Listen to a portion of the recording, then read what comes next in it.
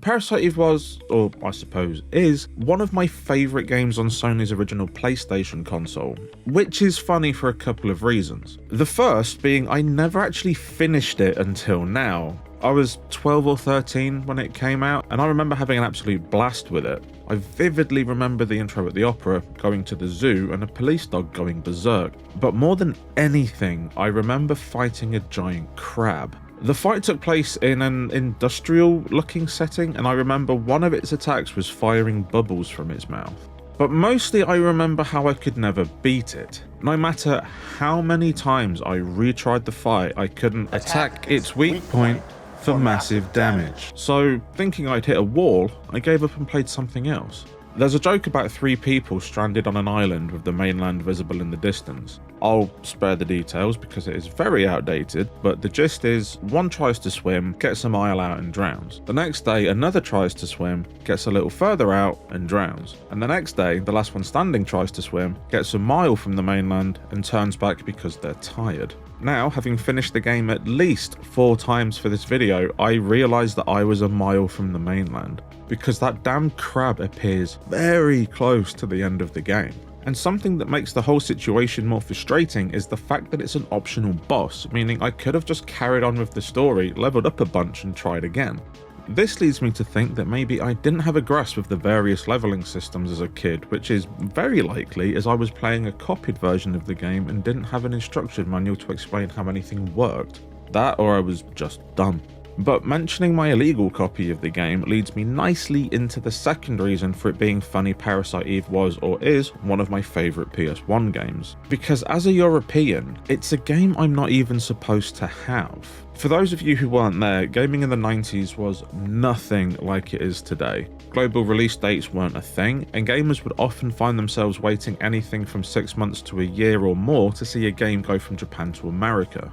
And that wait was even longer for those of us in Europe, if we even got them at all. The common consensus for the lack of games released in PAL territories being the cost of localization. As well as being in English, games over here would often have to be translated into at least French and German, which were the 2 biggest EU markets at the time. This would cost money, as localization isn't free, and games like RPGs have a lot of text in them, and weren't as popular as they are now, so a lot of publishers thought the cost of translation just wasn't worth it. The internet at the time was just 2 tin cans connected with a length of string, so digital stores didn't exist, meaning there was also the added expense of having box art and instruction manuals reprinted in different languages, although sometimes you'd get a manual with 2 or more languages, causing the good quality full colour manuals to be 2 or 3 times thicker than they needed to be, or turned into a black and white low quality disaster to save money. Another huge reason for the lack of Japanese games making it over here, despite already being translated into English, is simply a lack of publishing arms in Europe. Publishers would often have to partner with other publishers to get their games released in other territories, which is why over here, for example, we had Grandia published by Ubisoft. However, this does mean profits would have to be shared, which isn't something any corporation wants to do, causing a lot of games to get left behind. Then there's the whole 50Hz, 60Hz thing, which I don't completely understand. But my friend Gabs informs me that the quickest way to explain it is that Europe and Australia, or PAL territories, runs on 50Hz power, while Japan and US, or NTSC, runs on 60Hz. So games on a CRT TV would run at a relative frame rate, like 50 FPS or 60 FPS respectively. The trade-off was that we got 576 scan lines on our TVs and NTSC had 480, so we had better picture quality but slightly slower frame rate. So whenever we got a new game, it had to be changed to support this. Devs would need to get it playable in the slower clock speed, or just accept the game would run like slosh. Most devs opted for making the game slower and adding 96 lines of black, so PAL games just looked a little squashed, but at least they ran in colour. This is why when I played my imported games on my chip PlayStation, they ran in black and white as it was trying to display an NTSC image on a PAL TV. The only way around this being the use of a SCART lead. Of the 78 games developed or published by Squaresoft between 1984 and 1998, only 8 of them made it to Europe. Then, at some point in 1998, Squaresoft established their first European office in London, England, not Ohio. And of the 64 games developed or published between then and 2003, 24 were released in Europe. Still not great, but a considerable improvement over what came before. This lack of availability led to quite a lucrative import market in the UK during this time. I myself have very fond memories of a shop called Another World in my hometown which used to sell imported games and toys. A shop so long gone and forgotten, I can't even find a photo of it online, and that actually makes me quite sad. But thanks to my brother, who's friends with a guy who used to work there, I was able to scrounge up this relic, and I cannot describe the level of nostalgia this is making me feel right now. Due to things like import tax and shipping, and to some extent demand, the price of import games were usually well out of many people's price range. But this being England in the 90s, everyone knew someone who could get your PlayStation chipped and get you copied games for a fraction of the price. But I've already done a video on that, which I'll link somewhere. Also, I just want to say, in the years since 1998, I have bought a legitimate copy. Twice. Around this time, a friend of mine who'd noticed I'd taken an interest in the game told me there was a Parasite Eve movie, and more than that, he'd managed to get a copy. And I didn't believe him. At this point in time, there had only been 5 movies adapting video games, the latest being the abysmal Mortal Kombat Annihilation. But sure enough, he pulled out a DVD and popped it into his PC, and there it was, in big green letters, Parasite Eve. I'm not gonna lie, it bored the shit out of me. It was just a load of people talking about science and being weird. It took place in Japan, not New York, like the game, which was a weird change. The main character was a scientist, not a sexy blonde female cop. There was no mutating rats or dogs or anything that happened in the game at all. How exactly was this a movie of Parasite Eve? Well, this all happened in 1998, back when we didn't all carry supercomputers in our pockets with access to the answer for any question we can think to ask. So it wasn't until a few years later when I discovered the Parasite Eve movie was actually based on a book. Okay, so I'm gonna throw up a couple of warnings here. First off, from this point on, I will be spoiling Parasite Eve the novel, the manga, the movie, and the game. Like, everything. You can probably tell from the runtime, but this is a very in-depth video, and I will be talking in excessive detail about everything. But I also want to put up a content warning for a couple of things. I will be mentioning sexual assault several times due to certain scenes in the novel and its adaptations. And there's also some really weird pregnancy and birth stuff in this series, and although it's not particularly graphic, a weird number of my friends and family have all had kids in the last few weeks. Not all without complications. So things like birth-related trauma have been a very real thing for people I care about lately, so I just thought it was worth mentioning. There are also some crazy graphic cutscenes in this game, and I'm going to be showing most of them, so if body horror is not really your thing, consider this your warning. Written by Hideaki Sina and released in Japan in 1995, Parasite Eve, or Parasite Eve, is a science fiction horror novel that answers the age-old question, what if all the mitochondria in our body was sentient and decided it wanted to be the dominant species on Earth? The story follows Toshiaki Nagashima, a university professor and researcher specializing in mitochondria, who, stricken with grief after the sudden death of his wife, Kiyomi Nagashima, takes her liver and begins to secretly culture her cells for his research so that she may live forever. Completely unaware that Kiyomi's mitochondria have evolved and become sentient and have orchestrated her entire life, including meeting her husband and her death.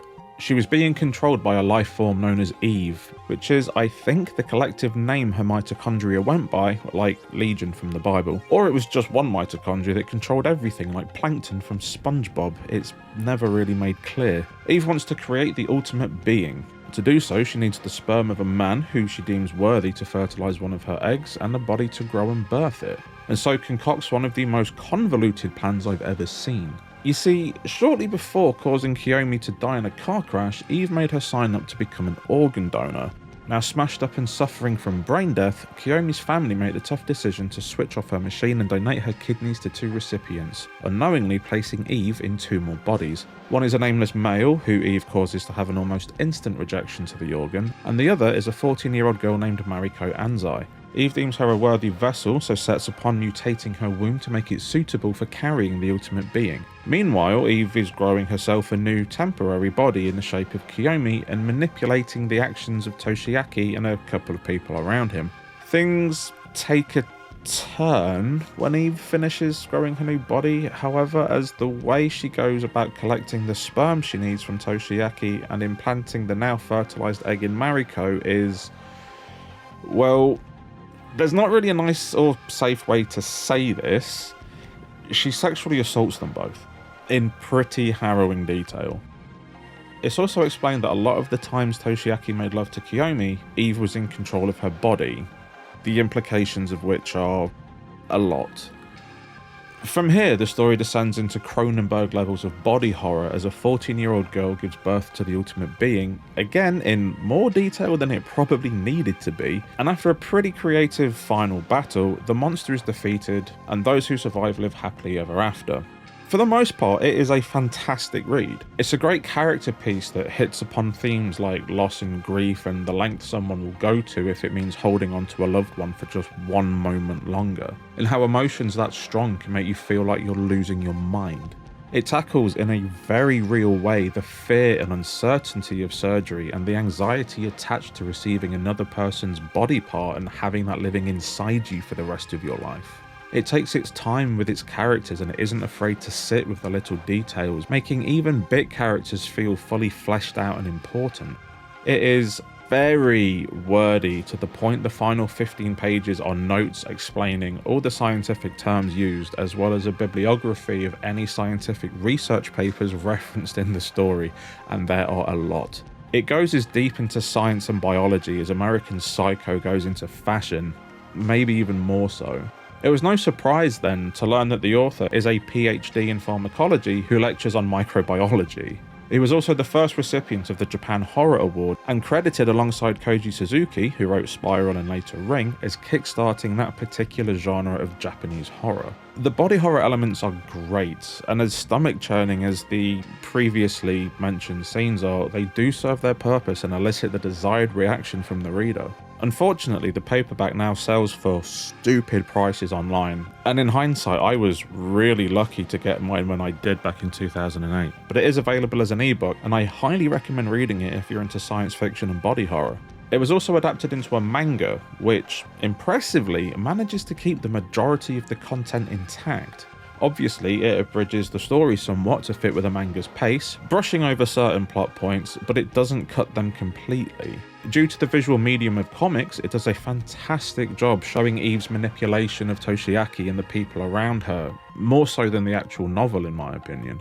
And despite being just as wordy as the novel, the images of all the sciencey stuff make it easier to take in and understand, in a similar way reading a biology textbook is easier to understand than reading a research paper. It tones down some of the more graphic scenes, skimming over Toshiaki's assault and removing Mariko's completely while still showing her being impregnated, just not sexually, which makes the story as a whole easier to digest. It does, however, keep the scenes of violence and gore intact, so the third act is just as impactful as it is in the novel.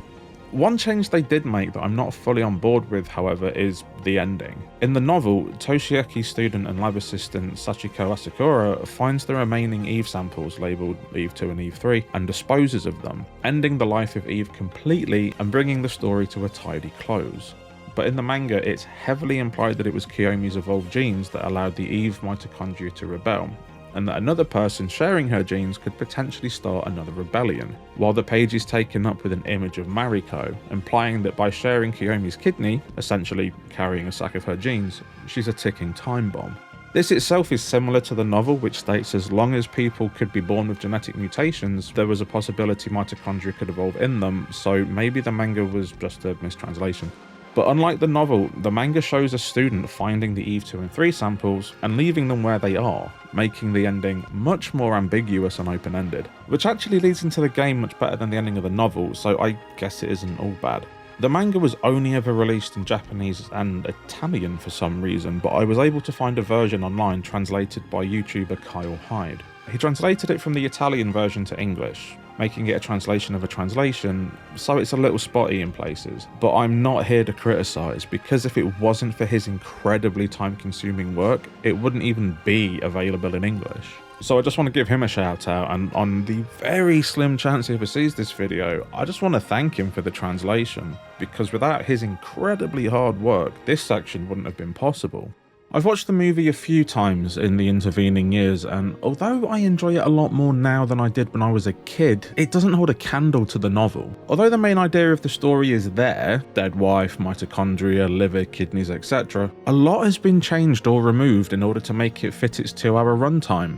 mostly to its detriment. Mariko, one of the most important characters in the novel, has her backstory and character development almost completely stripped away. We don't see her relationship with her father, pre or post-transplant, we don't see why the first transplant failed, and we don't see how it affected her psychologically or why receiving this new kidney is such a terrifying prospect to her. Toshiaki's student, Asakura, is relegated to a bit character who's just kind of there.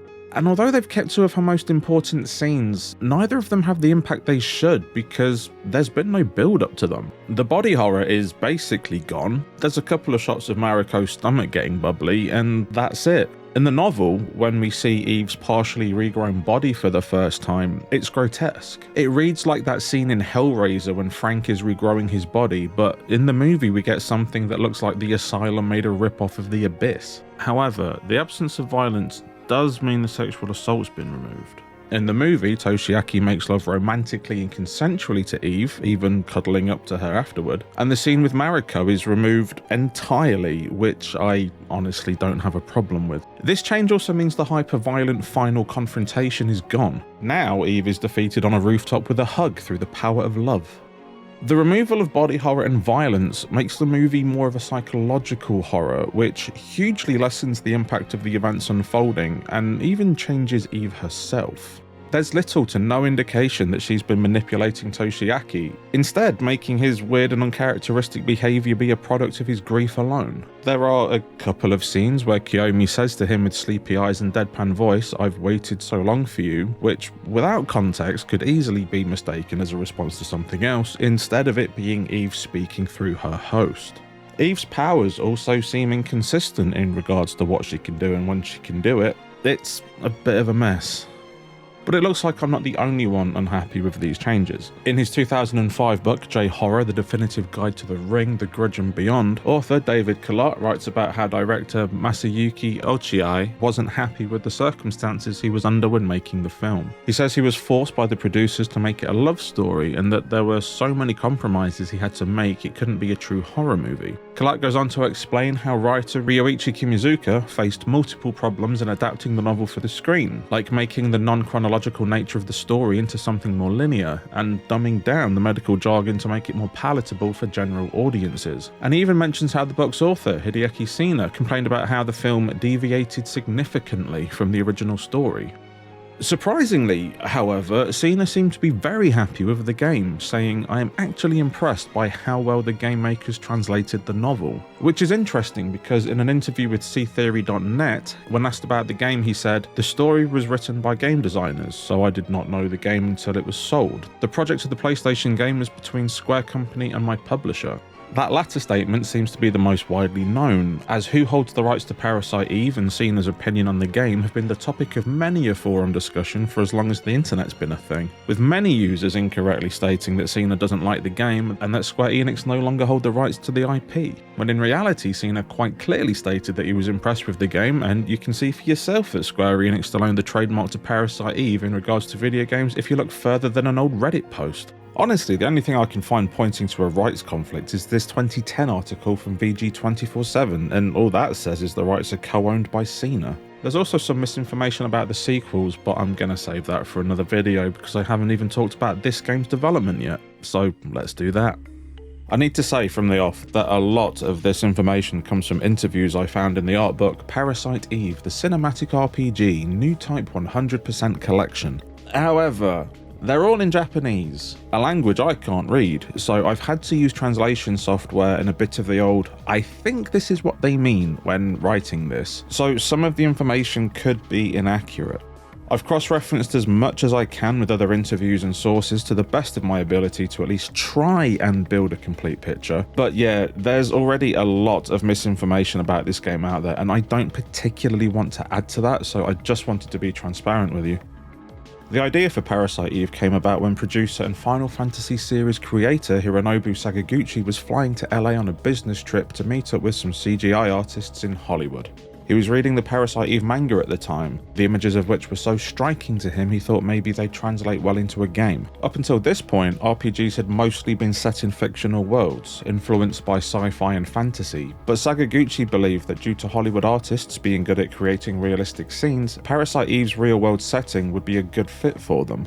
He wrote an outline for the story, saying he chose New York as the setting because he wanted the story to start on Christmas Eve, and the West Coast doesn't really invoke the image of Christmas due to the fact it hardly ever snows. New York is also the location of the famous Christmas tree at the Rockefeller Center, and Central Park has a zoo, which is convenient as he wanted animals to turn into monsters. Thankfully, these concepts were kept when the reins were handed over to director Takashi Takita, who at this point was best known for his work as lead designer on Final Fantasy IV and as co-director on Chrono Trigger. Sakaguchi also came up with the name of the game's hero, Aya, and it was rumoured for a while to be named after his daughter, which was later confirmed in a 2024 interview with Yoshi P. When developing the game's villain, Eve, he looked to his own experiences for inspiration. He'd often go to New York to interview students, and when he did, he'd always go and watch a musical. So, since they were setting the story in New York, he wanted to do something like the Phantom of the Opera with an actress going mad.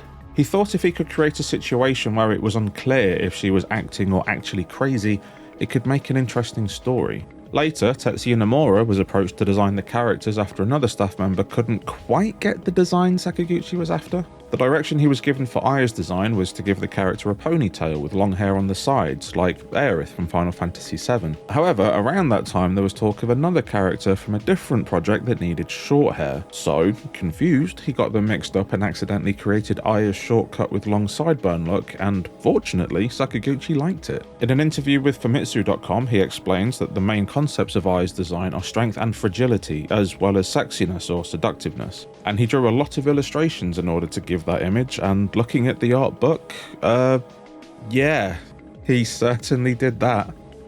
Another point of inspiration for Aya's design came from game director Takashi Takita in the form of Scully from the X-Files. He initially envisioned Aya in a pantsuit with Sakaguchi pushing for the jeans and t-shirt attire that ultimately won out. Parameters for designing Eve weren't as laid out, so Nomura could have some fun. He said his image of her was to be beautiful, but have a dangerous vibe. Interestingly, he hadn't read the novel when he was designing Eve, but he had seen a commercial for the movie showing the scene where Eve is liquid, changing into her humanoid form, and it was this image that gave him inspiration. Eve goes through many transformations in the game, but it was important to Nomura that no matter how monstrous she became, her face had to remain beautiful, with the thought that that would make her look scarier. And his idea must have worked because Eve went on to become a favourite among the American animators working on the project. Development was split between Japan and America, with the majority of game development taking place in Square's LA office, while the FMV work was done at the newly formed Hawaii office in Honolulu. Development wasn't easy, according to composer Yoko Shinomura. Initially, there were only 3 Japanese people on the Parasite Eve team, with the main group being made up of American directors and Hollywood types. This made communication difficult as she didn't speak much English. Cultural differences caused a slight problem too, with staff members not quite getting Nomura's design style, like why his character's eyes were so big or why their proportions looked just so. But ultimately it worked, thanks in no part to the sheer wealth of talent in the team. Joining Takita, Sakaguchi, Nomura and Shinomura was battle designer Yoshihiko Miyakawa, who previously directed Super Mario RPG. And the US animators were padded out with Hollywood heavy hitters including Steve Gray, known for his work on True Lies and Apollo 13, and Darnell Williams, who had previously worked on Casper the Friendly Ghost. The game itself was allegedly built in a modified version of the Final Fantasy VII engine, which no doubt streamlined the process. It was released on March 29, 1998 and was in development for around 2 years, with the US release to follow on September 10, 1998. It was also adapted into a manga called Parasite Eve Diva NY Shino Utahime, which apparently adds a bunch of new characters and changes a bunch of stuff, but I can't find it in English, so I haven't read it, so I'm not going to talk about it. Sadly, this was all I could find about the development of the game due to the majority of the information surrounding it being lost to Japanese language print media, and the prices some people are asking for those is ridiculous. Maybe one day if I ever make money from these videos I'll be able to invest in these mythical books and magazines and hire an actual translator, but until then, this will have to do. Anyway, I've waffled on enough, we should probably look at the actual game.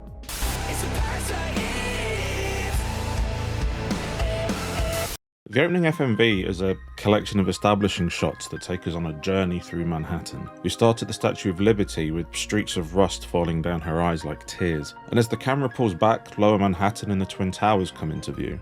Next, we see the Brooklyn Bridge and a view from the Chrysler Building, before panning to the Rockefeller Center Christmas tree and Prometheus statue, zooming into a bauble adorned with the words "Merry Christmas 1997", before finally settling outside Carnegie Hall. The whole thing lasts about a minute, and for as short and sweet as it is, I really like it. The architecture is rendered exceptionally well for the time, especially the Statue of Liberty, and when combined with the eerie music that's playing, it does a fantastic job of establishing the tone, setting, and time period of the events about to unfold. As the picture fades in again, we switch to in-engine graphics and see a young woman being helped out of a limousine. And I don't know where I'd be able to fit this in naturally, so I'll just say it here. I love how big her ears are. I don't know why, but they've always stuck out to me for some reason. No pun intended. We find out that her name is Aya Breyer. She's 25 and an officer with the NYPD. The guy she's with seems pushy and arrogant, and I don't like him. He seems like a trust fund kid talking about his dad getting them seats, etc. The first time we take control of Aya is so goofy. Instead of casually walking into the building with her date, the default movement speed is set to run, so she just legs it to the door while he stands there. It's even funnier in the next scene when she bolts right past him to the door. Now, I could have RP walked to set the mood myself, but this is way funnier. I believe this is what video essayists in the 2010s referred to as ludonarrative dissonance. This being a Squaresoft game from the 90s, we of course get a mandatory opera scene. The story depicts a prince asking the king permission to marry a woman named Eva. The king forbids it, warning the prince that those who succumb to her beauty all die in horrible ways. The prince argues that it is she who has suffered after the deaths. The king calls her evil and orders the guards to capture her and burn her at the stake. The prince calls out, "Father!" and asks that his life be taken along with hers. In response to his noble sacrifice, the actress playing Eva begins to sing her big number, and after making eye contact with Aya in the audience, just sets fire to everyone. I love this cutscene. It's brutal and shocking to the point it becomes funny, in the same way you'd laugh at a super violent horror movie. There's comedy in how absurd it is. It's incredibly well animated, and a vast improvement over Final Fantasy VII from the year before. But not as good as what was to come in Final Fantasy VIII a year later. But Darnell Williams and the animation team at Honolulu are really showing what they can do here, because this is one hell of a way to kick your story off. When the scene fades in, we see Aya with her gun drawn, looking like a badass, and her date's on the verge of tears when she tells him to leave and... Taking control of Aya then, we run to the stage to confront the fire starter. The actress tells Aya she should be awakening soon and to listen to her cells that are trying to communicate. And with that, we're thrown into our first combat encounter. Combat in Parasite Eve is a hybrid of real-time and turn-based. When a fight begins, Aya's AT, HP and PE gauges are displayed. Aya can't take an action until her AT bar fills up, but she can freely run around the arena while she waits, so you're free to avoid enemies' attacks until the gauge is full. I'm assuming the AT stands for active time because it works just like the ATB system in the Final Fantasy series. Once it's full, you can press X to pause the action and enter attack mode. This will bring up Aya's attack range display, shown as a green wireframe dome. The closer Aya is to enemies, the higher her attack power and critical rate, so it's best to avoid enemy attacks from a safe distance, then rush in close when there's an opening to do some serious damage. The reverse is also true though, as she does less damage and is more likely to miss an attack if an enemy is out of range. You'll also see the attack window, which shows how many consecutive bullets can be fired, or in other words, how many attacks you can do in a round, how many bullets are currently in your gun, and how many active targets are in the area. Running out of bullets mid-attack will cause Aya to reload, which leaves her vulnerable for a few seconds, and gives quicker enemies a chance to move out of her range. But reloading becomes less of a thing as the game progresses and the weapon's ammo capacity is increased, but we'll get to that later. This being an RPG, attacking isn't your only option when it's your turn. You can of course use recovery items, and you can swap your equipped weapon or armour to another Aya is carrying. I think the intention here was to give you more options in battle, as Parasite Eve uses a single character instead of a party system. But as you'll see later, the armour swapping can be used for something much more useful. Once Aya gets her attack off, the actress laughs, and Aya begins to panic as her body heats up. And then something happens. Parasite Energy, or PE, is a special skill that can be used by Aya that is essentially this game's magic. You have your standard recovery spells like Heal and Detox, spells that buff Aya like Barrier and Haste, and ones that debuff enemies like Slow and Confuse. There are even a couple of offensive abilities that come into play later on. New Parasite abilities are unlocked when Aya reaches certain levels, and most of the later game abilities are just stronger versions of the ones she already has, with one or two exceptions.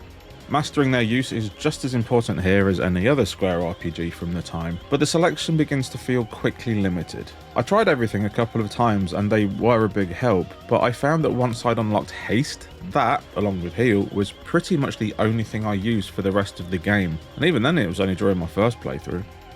Available PE is displayed as the green bar in the information window and will flash when it's full. And when the bar is flashing, I will take reduced damage for a short time, which is actually really helpful. Each spell uses up a certain amount of PE, but unlike other RPGs that show you how many magic points are needed to cast a spell, we're shown how much of the energy bar the spell will use. And these spells can use a lot of energy, especially in the early game. Luckily, it's a resource that quickly recovers over time, not too dissimilar to... Okay, I've got to go on a quick tangent, but so much of Parasite Eve's combat system has found its way into the Final Fantasy series now, it's kind of insane. The ability to move around the arena while waiting for the ATB bar to fill would be used again in Final Fantasy XII. And before that, a similar, although more in-depth system was used in Vagrant Story. The whole magic attacks not using MP but a recharging gauge thing is very similar to the system that would be implemented in Final Fantasy XIII. And when you combine the two, you get the combat system from Final Fantasy VII Remake and that weird minigame collection they brought out in 2024. Obviously, they're not one-to-one, tweaks and changes have been made, but there's no denying the influence Parasite Eve's combat system has had on Square Enix's flagship franchise. Also, I know there are loads of other games with magic systems like this one, but I'm writing this part at 3 AM and I have the flu, so my brain ain't working properly. In fact, I've just noticed that the word brain is written as Brian just there, so I'm gonna go to bed and try this again tomorrow. The fight itself is super easy. It's a training encounter, but it does a great job of introducing the mechanics of the player. And almost as soon as it started, the battle comes to an end. The actress says their bodies are communicating with each other, and Naya, understandably confused, channels Jennifer Lawrence in her response. What do you mean? What do you mean? What do you mean? The actress tells her the more she uses her power, the more she'll become like her, that her name is Eve, and that Aya should in fact know her. We then get a quick flashback to a child on what looks like an operating table or hospital bed, and Eve laughs and floats away. Aya gives chase and discovers a large hole at the back of the stage, and as soon as her backup arrives, she jumps down in pursuit. When she lands, she sees a lonely kid that looks eerily familiar, but it turns, runs away and disappears. Next, we enter a corridor that is full of locked doors, and continue on until we get another incredibly well done and utterly disgusting FMV of a rat mutating like something out of John Carpenter's classic The Thing.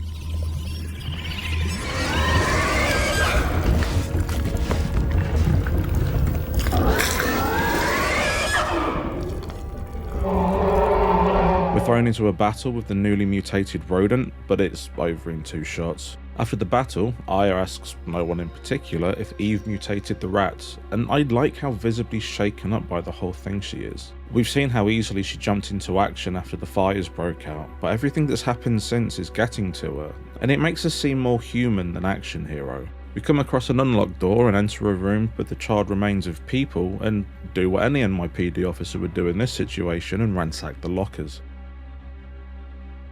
One of the charred people begin to move and Aya goes to help. We're told that the woman currently known as Eve is actually named Melissa, she's a monster, and that she probably got Suzanne too. Also, the burn victim is just named here as Actress, and I don't know why, but it just makes the whole thing seem worse. The extreme violence set upon this woman, the burning away of her skin and flesh, ripping away her identity, moments before she was to go on stage and live her dream, it's just... ugh. Parasite Eve was Square Enix's first M-rated video game due to disturbing imagery, body horror, sexual themes and violence, and at barely 15 minutes in I can see why. Sadly, or perhaps mercifully, the actress dies and we finish checking the lockers before moving on to the next room and holding up a jester. Aya explains she's NYPD, he gives us some sass and runs away. It doesn't end well. Annoyingly, these lockers don't open, so we leave to look for the clown. And that corpse wasn't there earlier, so I have a pretty good idea where they are. Send in the the clowns. Back up the corridor, we find another couple of locked doors, but the third time's a charm and we head inside. We find a treasure chest with some medicine and a parrot in a wardrobe screaming hot hot help help. And at first I thought this meant it was about to transform and fight me, but I've just realised it's mimicking the final words of the dead person slumped over the desk, which is way darker. Aya carefully moves the body and picks up the phone to call it in. We've just found our save point. I really like the save points in Parasite Eve. They're landline telephones, but they change from place to place, so it can be a desk phone or a phone box or something else. And using them makes me feel weirdly nostalgic because I haven't owned one in over 12 years and I can't remember the last time I used one. Aya checks the body and finds the theatre key, so it's time to try those locked doors again. We enter a huge dressing room and after a brief search find a diary on a dressing table belonging to the actress known as Melissa. It tells the story of a young woman desperate to be the lead in a play, but she appears to be very sick, taking copious amounts of unnamed medicine to function. She writes about her body heating up and how she's been collapsing due to her body's heat, and how the woman she was co-leading with burned to death in a house fire, so now she's the solo lead, but she has to keep taking increased doses of medicine due to her illness. Her condition's never mentioned, however, so Aya, ever the detective, assumes she has a drug problem. Classic cop. After reading the diary, we find the rehearse key. We'll even open the door opposite, leading to a smaller dressing room, and a parrot wishes us Merry Christmas before transforming into a monster and attacking us. Luckily, it appears to be weak to being shot in the face, and Aya gains a level. Despite its survival horror facade, Parasite Eve is an RPG. So after winning a battle, you're awarded experience points, and Aya's level increases when her experience points number hits the same number as the next level number, increasing her base stats, as well as awarding bonus points, but we'll talk about those later. And Aya can receive items at the end of battle, which you can choose to take or ignore. Apparently there's nothing else in this room, so it's off to find another locked door. We find ourselves in what looks like a prop or scenery storage area, but the only thing I can find here is a bit of ammo.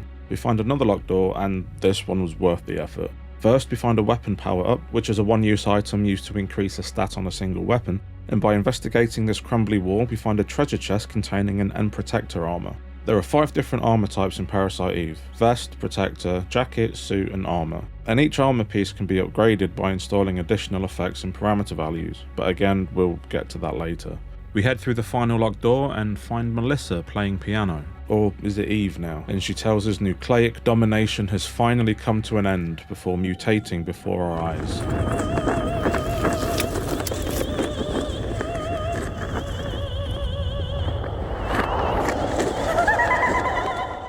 She tells us once again the day for the mitochondria to be free has finally arrived, and honestly, I love how ham-fisted and awkward this dialogue is. It gives it a real B-movie feel, and I am all for it. Boss fight time now, and it's a little tougher than the first, as Eve moves around a lot, and I'm pretty sure it's possible to avoid this attack, but I can't get the positioning right. But it's not even close to a challenge, and it comes to an end in a little over a minute. Eve tells Aya she still has time until her mitochondria is completely free, and Aya reacts how any sane person would. We get another flashback to the hospital, but this time a man enters the scene. But before any questions are answered, it's back to the piano room and down another hole. We're in the sewers below Carnegie Hall now, and I really like the design of this place. The graffiti and lighting making it look more like a flooded cathedral than a sewer. We have a quick and easy fight against 3 rats that leads to a level up and a new PE power unlocked. This time we get a scan, which analyzes enemy hit points and weaknesses. We also get to fight a new frog enemy, which is kinda cool. And we see the little girl who Aya encountered at the theatre, but she runs away again. We find a switch and an emergency phone, so we use the phone to save and flip the switch to open the gate. On the other side of the gate we encounter Eve, and Aya tries to arrest her, I guess. But before she can get the cuffs out, she gets super hot again. Eve rightly mocks Aya for trying to take her on by herself, but says even if she had the people with her, they'd just burn. And the fact Aya hasn't burst into flames yet seems to make her curious. Aya screams at Eve, demanding answers, and Eve replies by telling her she'll find out eventually, and that even if Aya doesn't understand, her mitochondria will, because they've always known, and that she'll give her some time to think and evolve, because she will awaken one day. We're treated to another FMV, this time of Eve making like the T-1000 through some bars.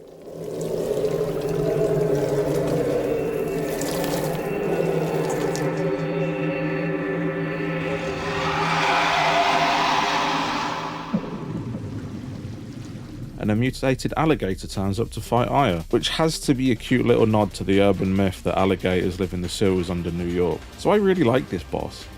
The boss has two targets, the tail and the face. Hitting the face does little to no damage, so we need to get behind it and attack the tail, which appears to be its weak spot. Staying behind it isn't easy though, as this thing can turn on a dime.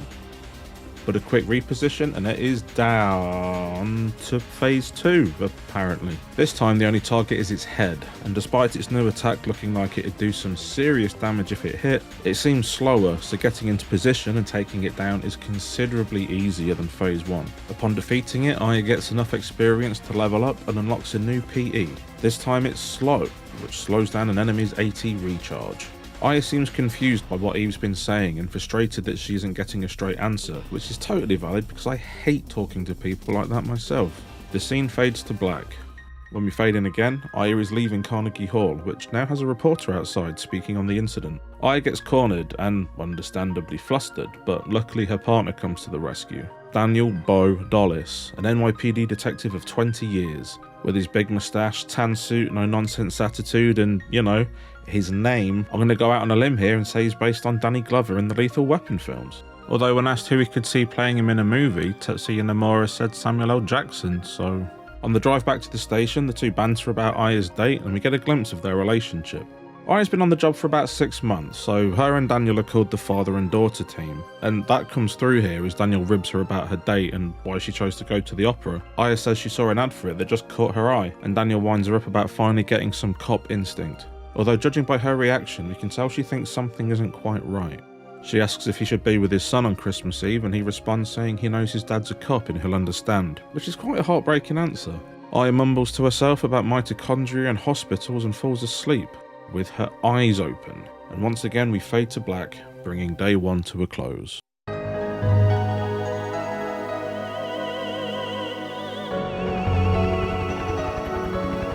It all started with this incident. 6 days that were to become a nightmare for all. People will eventually forget and go on with their lives. But I will never forget it. It was pure terror. But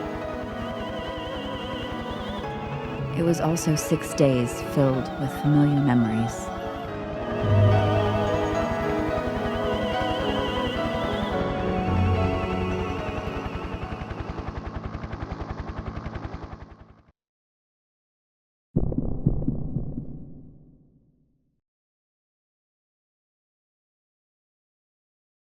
Day 2 begins with a debrief at the police station. We find out Melissa was a loner and suffering from an as yet unknown illness, constantly taking medication to manage it. But her apartment was burned down after the Carnegie Hall incident, so they have no information on what that medication was.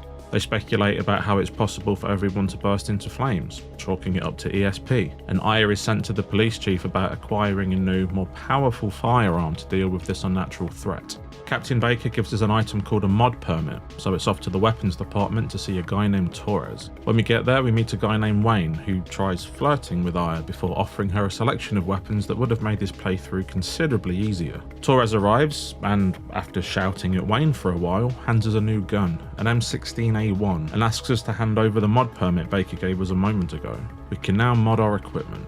There are 2 ways to improve your weapons in Parasite Eve: bonus points and tuning up. Bonus points is the simplest, so I'll cover that first. Weapons and armor come with base stats, which, as the name implies, are the stats that equipment starts with, and plus stats, which are any stats added to the equipment through tuning or bonus point distribution. Whenever Aya gains a level, you receive bonus points, or BP for short. How much BP you get on a level up is based on performance, mostly focused on the number and type of enemies defeated and how little damage Aya takes during combat. BP can be put into both weapons and armor, and it takes 100 BP for each +1 added to an item's stats. Weapons can have them put into their attack, range and bullet stats, and armor can have them put into defense, parasite energy and critical stats. BP can also be put into Aya's active time or item capacity, but I find it to be a bit pointless as both of these improve as she levels up anyway. The slightly more complicated way to improve your gear is through tuning up. Most pieces of equipment in Parasite Eve will have effects attached to them. Weapons have things like rate of fire, which allow for more than one attack per round, different ammo types, quick draw, which starts a fight with the AT bar already full, things like that. And armor has effects like auto heal, HP up, anti-poison, you get the idea. These effects take up slots on the equipment, so the more slots a piece of gear has, the more effects it can potentially carry. Mod permits, and later on trading cards, are one-time items that can be used to add extra slots to your weapons and armor, but it's one slot per permit or card, and they are extremely rare, so it pays to wait until later to use them on more powerful weapons that already have a few slots in them to maximize their effectiveness. At least that's what I did. By using a tool item, we can add and remove effects and plus stats from one weapon or armor to another, so if you see something useful on a weak piece of equipment, you can transfer it to a better one. However, removing an effect or plus stat from a piece of equipment to add to another will destroy that item forever, and this can lead to some truly heartbreaking decisions in the late game if you're not careful. For example, I was using a pistol that I really liked for a long time. I then found a shotgun with a burst effect on it, meaning it could hit multiple targets with one shot if they were close together. So I put burst on my Beretta and it carried me through most of day 5. I then found a new pistol with base stats almost as high as my current pistol after leveling up with BP, so if I took the plus stats from my current weapon and added them to this new one, I would be doing almost double the damage that I was doing now, but it would destroy the one I'm using and all of the effects attached to it. However, this new gun I found has Command 2, which lets you perform 2 separate actions per turn, meaning you can attack twice in one round without reducing your damage output. The way damage works in Parasite Eve isn't how you probably think it works, and definitely not how you'd want it to work. The rate of fire ability in Parasite Eve follows the law of diminishing returns. One standard, unmodified gunshot hits with 100% of a weapon's raw damage, but when you attach rate of fire 2, each bullet hits with 60% damage for a total of 120% per attack round. And attaching rate of fire 3 drops that to 42% per bullet for a total of 126%. So even though you're firing 3 bullets per round, you're only doing 6% more damage than if you fired 2. And once you get to rate of fire 5, each bullet hits with 25% for a total of 125%, meaning you're actually doing less damage with 5 bullets than you would be with 3.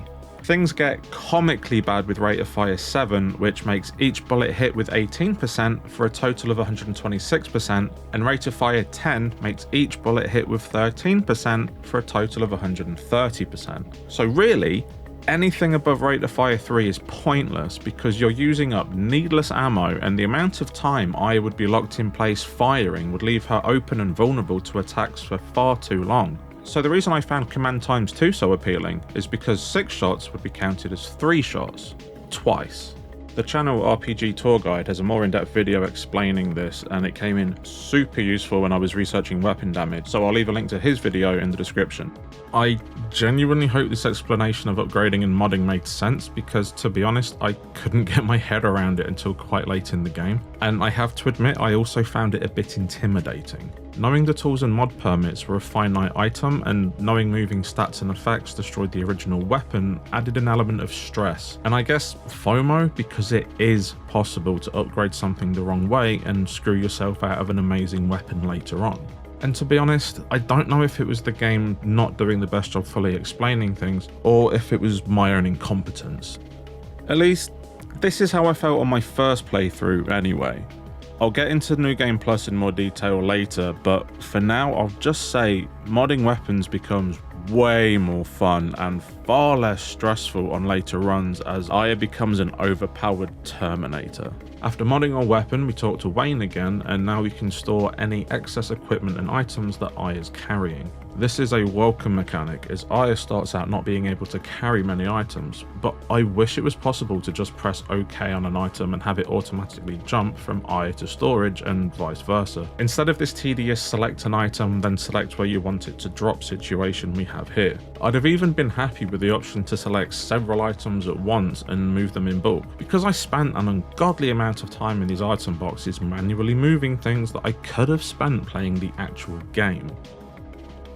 Also, while we're with Wayne, I may as well mention this. Certain enemies drop an item called junk, and despite its name, it is anything but, because if you give Wayne 300 pieces, he'll make Aya a special weapon.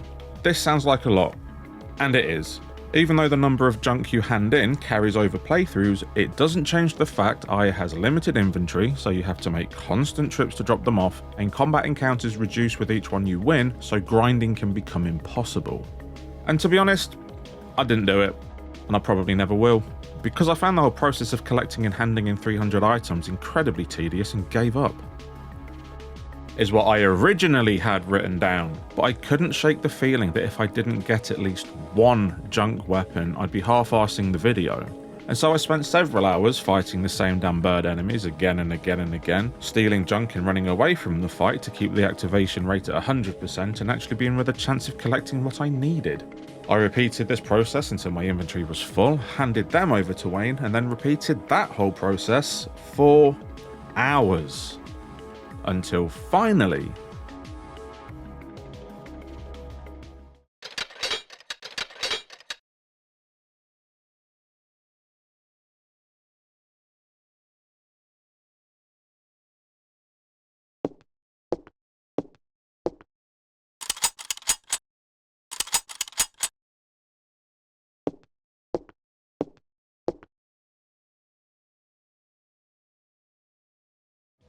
I got myself a Desert Eagle that I'll probably never use because I did this on my 4th playthrough and my current pistol is already modded into a mitochondrial death machine. But at least I can say I got it. After exploring the station a little, I bumped into a small child wandering about the place. This turns out to be Ben, Daniel's previously mentioned son. Ben tries to hand Daniel some concert tickets, but he declines them as he's too busy with the case, and the kid runs off in a huff. Daniel says something about every kid needing a mother, and we learn Aya was raised by her father after her mother died. Daniel sighs and responds that Ben's mum is still alive.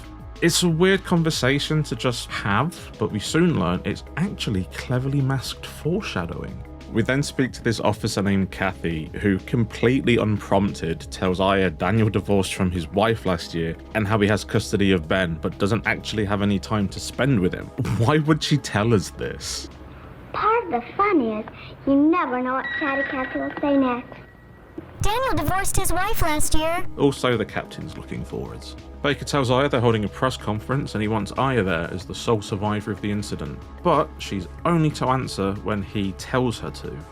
At the conference then, and after some speculation about terrorists and the fires being started with highly flammable material, Aya starts rambling about mitochondria and how Eve had taken over Melissa's body like an absolute lunatic, causing the captain to bring the press conference to an end.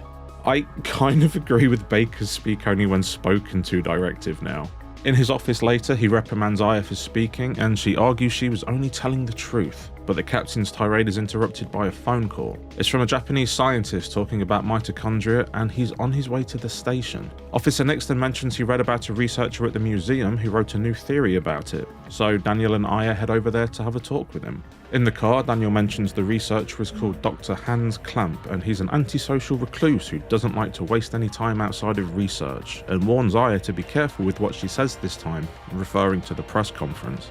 We arrive at the American Museum of Natural History, and I love the cute little chocobo banner hanging from the front of it.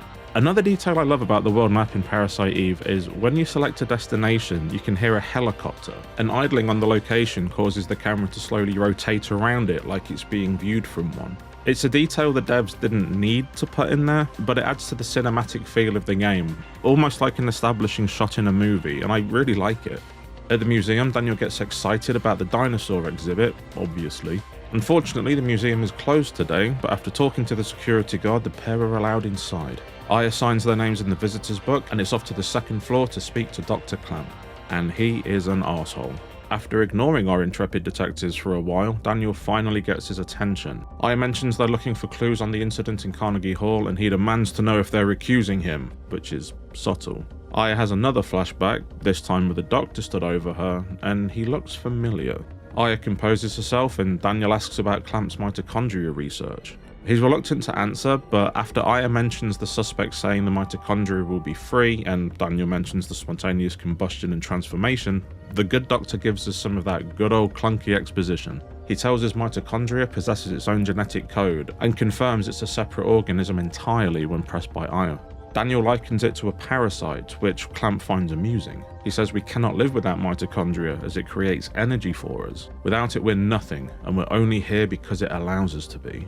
He says some more sciencey shit about brain function and tells us mitochondria is capable of discharging 200,000 volts of electricity, which also pertains to heat energy. Apparently, it takes 1600 degrees of heat for a human to melt, so turning a human into a puddle would be a simple task if all the mitochondria in the body activated at once.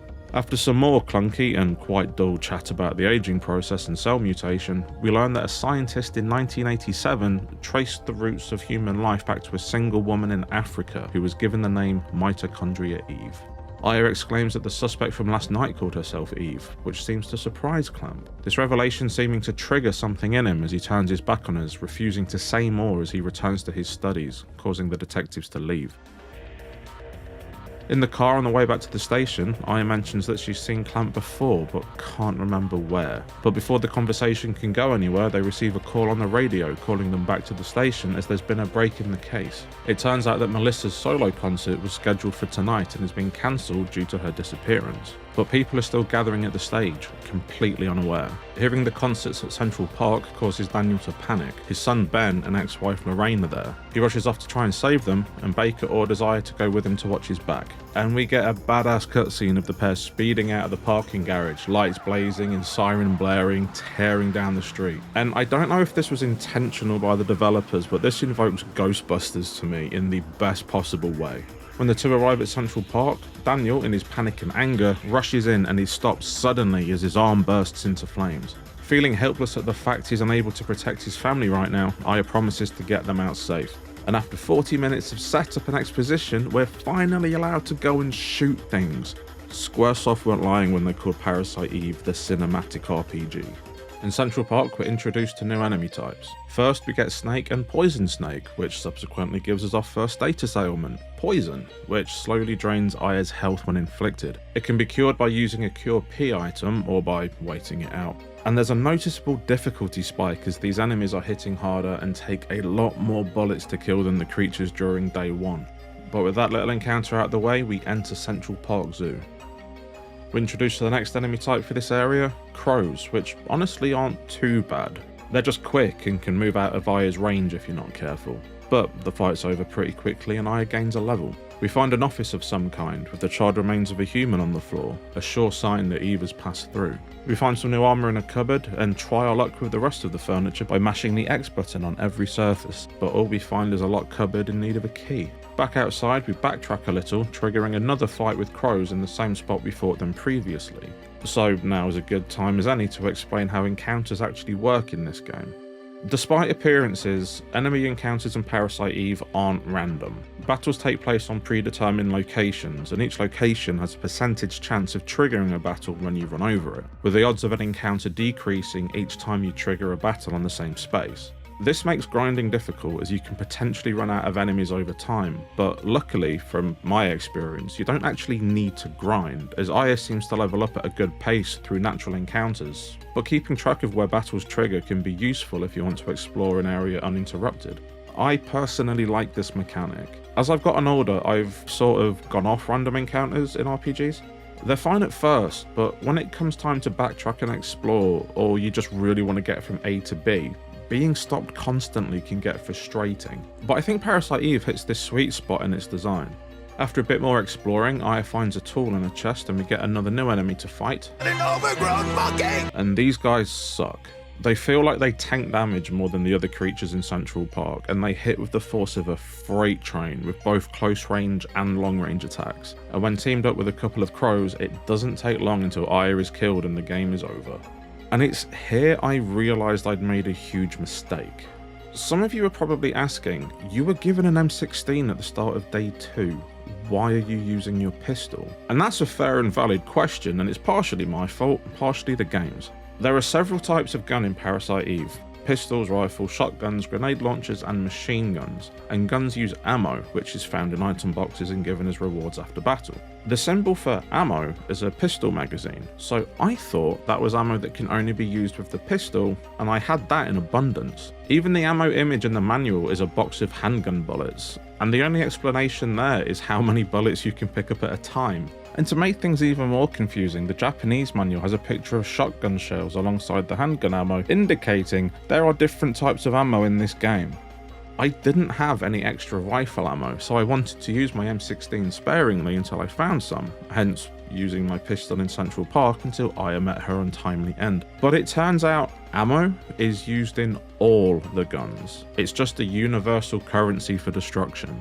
Only the rocket launchers have their own rocket ammo. Everything else is shared. I don't remember this being confusing or an issue for me when I first played it when I was 12, but in the almost 3 decades since then, I've had the rule that different guns use different ammo drilled into me from pretty much every other game I've played in that time. So, as much as I'll admit, yeah, I probably should have known that ammo was used in all the guns, it would have been nice if the game told me that. Anyway, back at Central Park, Aya now has her M16 equipped, and it's time to get some revenge.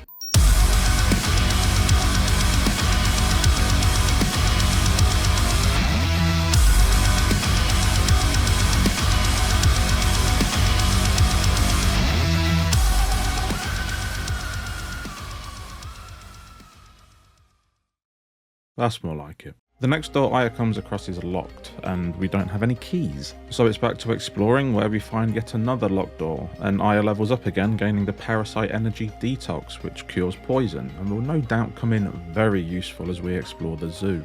Central Park is kind of windy, which makes it feel a lot bigger and more complicated than it is, so it's easy to run in circles, and it doesn't take long for Aya to end up back where she started. And we still don't have a key. I found this piece of background that looks like a door but isn't, so it's back around the park again looking for a box I might have missed because we really need that key. By this point, I've exhausted every option, so in desperation I head back to the office I cleared out earlier, and you've got to be kidding me. I swear I checked that drawer earlier. Okay, this is something that's annoying me now. In Parasite Eve, you have to be pixel perfect when interacting with the environment, or it doesn't register. Want to open a door? Hit the handle at the right angle. Same with phones, switches. It kind of kills the cinematic vibe Squaresoft was going for when their game's protagonist is constantly rubbing herself up against furniture like she's my high school science teacher, and I am not explaining that one. Key found, it's time to see what's behind door number 1. Upon entering, we get an easy fight against a couple of snakes that leads to a level up and Aya learning Heal 2. And this informative plaque tells us about a creature we haven't encountered yet. Off to door number 2 now, and when unlocking it, Aya makes the acute observation that all the animals have escaped. No shit, Sherlock. On the other side of the door, we find a charred corpse we can't interact with, and the first, and I'm pretty sure only instance of an invisible wall. So it's off to the Delacour Theatre to save Daniel's family. As we enter, we can see Eve already on stage doing not a lot, to be honest, but we get into position and she begins another monologue.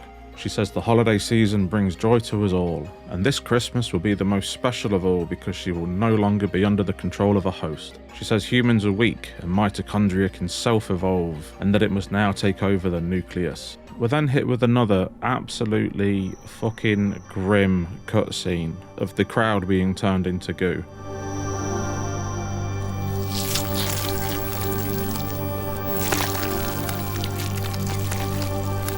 Flesh and muscle liquidizing and sliding off the bone, before forming a giant gelatinous blob in the middle of the theatre. Considering this is a PS1 game, it really isn't for those with weak stomachs. Back to Aya, and she tells us she has to get backstage. Meanwhile, the seats are covered in the slimy remains of the crowd. Outside, Aya sees the ghost child and follows it through a door labelled backstage, which confusingly leads directly onto the stage, so I guess it's time to confront Eve again. Aya pleads to know what she's doing, but Eve replies by telling her she's too late and she won't ruin her plans again, before running off.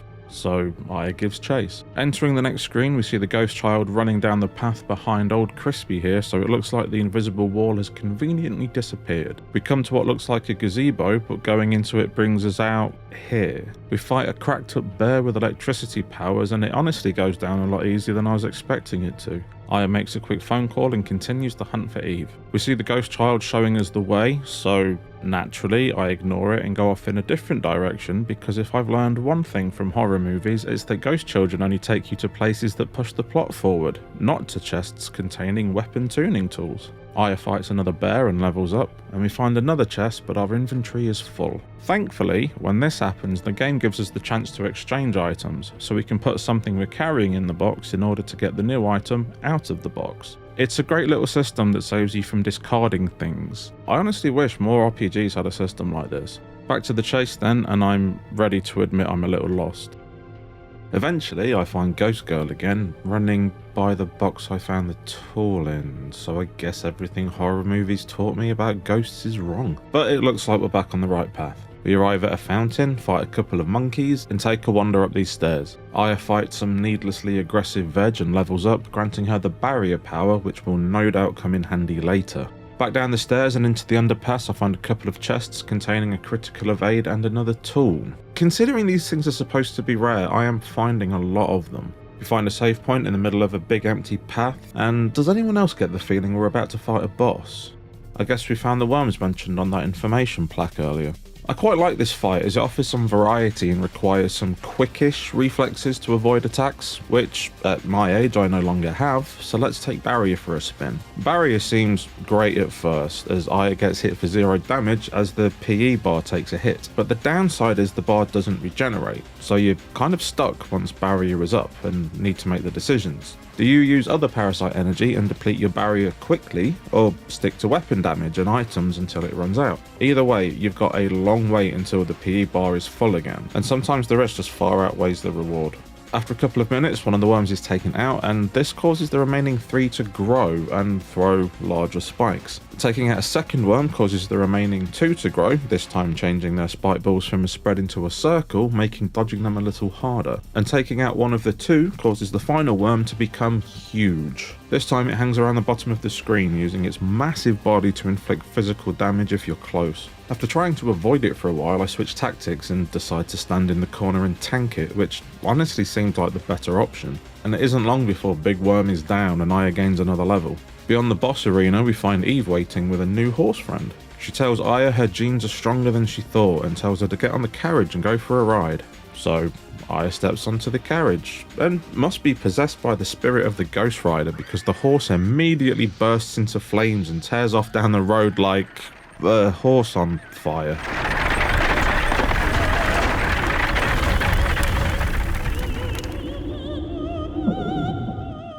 Eve asks Aya why she's on the human side, and after Aya declares that she is human, we get into another boss fight. This one kind of sucks. You're trapped on the carriage, so only have a very small space to maneuver, so avoiding attacks is almost impossible, but not completely. Annoyingly, Eve hits like a tank, taking off close to 40 hit points per whack, and she has this aerial lightning attack that I wasn't able to avoid at all, killing Aya and forcing her to use my only revive item. Luckily, the fight comes to an end shortly after that, and Eve cryptically tells her, "You still don't know who I am." But her mitochondria will, and that's why she was drawn to the opera. She then says she'll explain directly and tries to give Aya a pat on the head. Meanwhile, the horse is still on fire and has been running for close to 4 minutes. Finally it goes, "Oh no, I'm a horse, I shouldn't be on fire," and collapses, sending Aya and the carriage slamming into a barrier.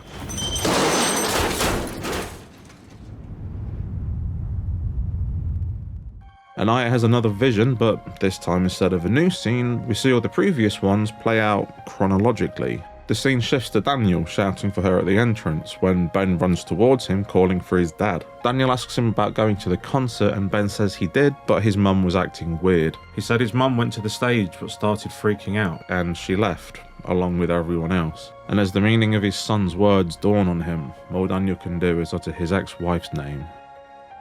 At least his divorce just got easier.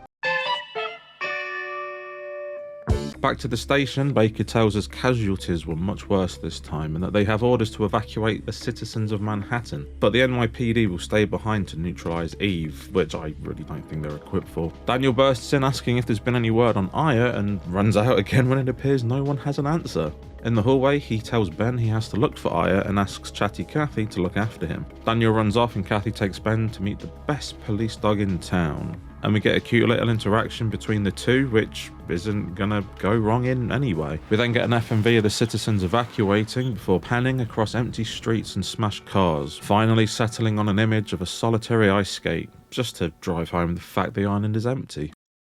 We fade into a Japanese man talking to the police, but he's struggling with his English. Luckily, one of the cops speaks Japanese, and he asks the guy, "What, are you Japanese?" And when asked if he can speak Japanese, responds with, "A little, yeah. Who are you?" The Japanese man introduces himself as Kunihiko Maeda, and one of the cops tells him if he can't speak the language, go back to his own country before laughing so hard he bursts into flames, giving Maeda a chance to get past the blockade. Next, we see Aya is having flashes of a hospital before waking up. Somehow, she's in an abandoned house with Maeda. He introduces himself to her, telling her he's a scientist from Japan, and a voice off screen lets us know it was Maeda who found her. It was Daniel, who enters having found them somehow. And Aya asks what happened to the people in Central Park, which is a weird question considering she saw what happened. Daniel replies by telling her Ben was okay, but everyone else just disappeared. Aya tells them they all melted into slime and became one big mass, and Maeda says nothing like that happened in Japan. He says a similar incident happened several years ago, but it wasn't as grandiose in scale as what's happening now. Daniel asks for details, and Maeda goes on to badly explain the plot of the book. He says a scientist's wife was involved in a car accident, and the scientist tried to culture her liver cells in order to keep her alive, and name those cells Eve.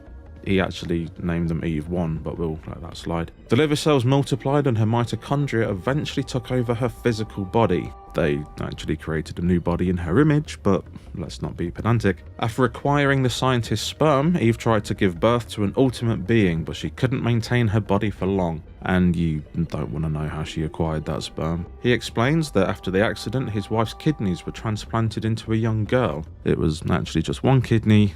The other went to a man who was killed soon after. And Eve implanted a fertilized egg into the young girl who gave birth to an ultimate being. And you definitely don't want to know how she did that. Maeda says he was extremely interested in this and went to the scientist's lab so that he could continue his research for some stupid reason. And after hearing about what was happening in New York, had to fly over and see for himself. Aya tries to explain she felt something happening inside her when she felt Eve, but before she can continue, Maeda interrupts, asking if it felt like she was being ignited, and Daniel explains she isn't affected by that. Aya says she thinks she may be a monster like Eve, distraught at the thought she could end up killing Daniel before having a mild and well-deserved breakdown and telling them to go away. Maeda leaves and Aya says she can never forgive herself if she killed Daniel. Daniel tries to reassure her that she isn't a monster, telling her she's the best partner he's ever had and he'll always be by her side, and quietly leaves. Alone now, Aya asks if that feeling she felt was Maya, her sister who died in a car crash with her mum.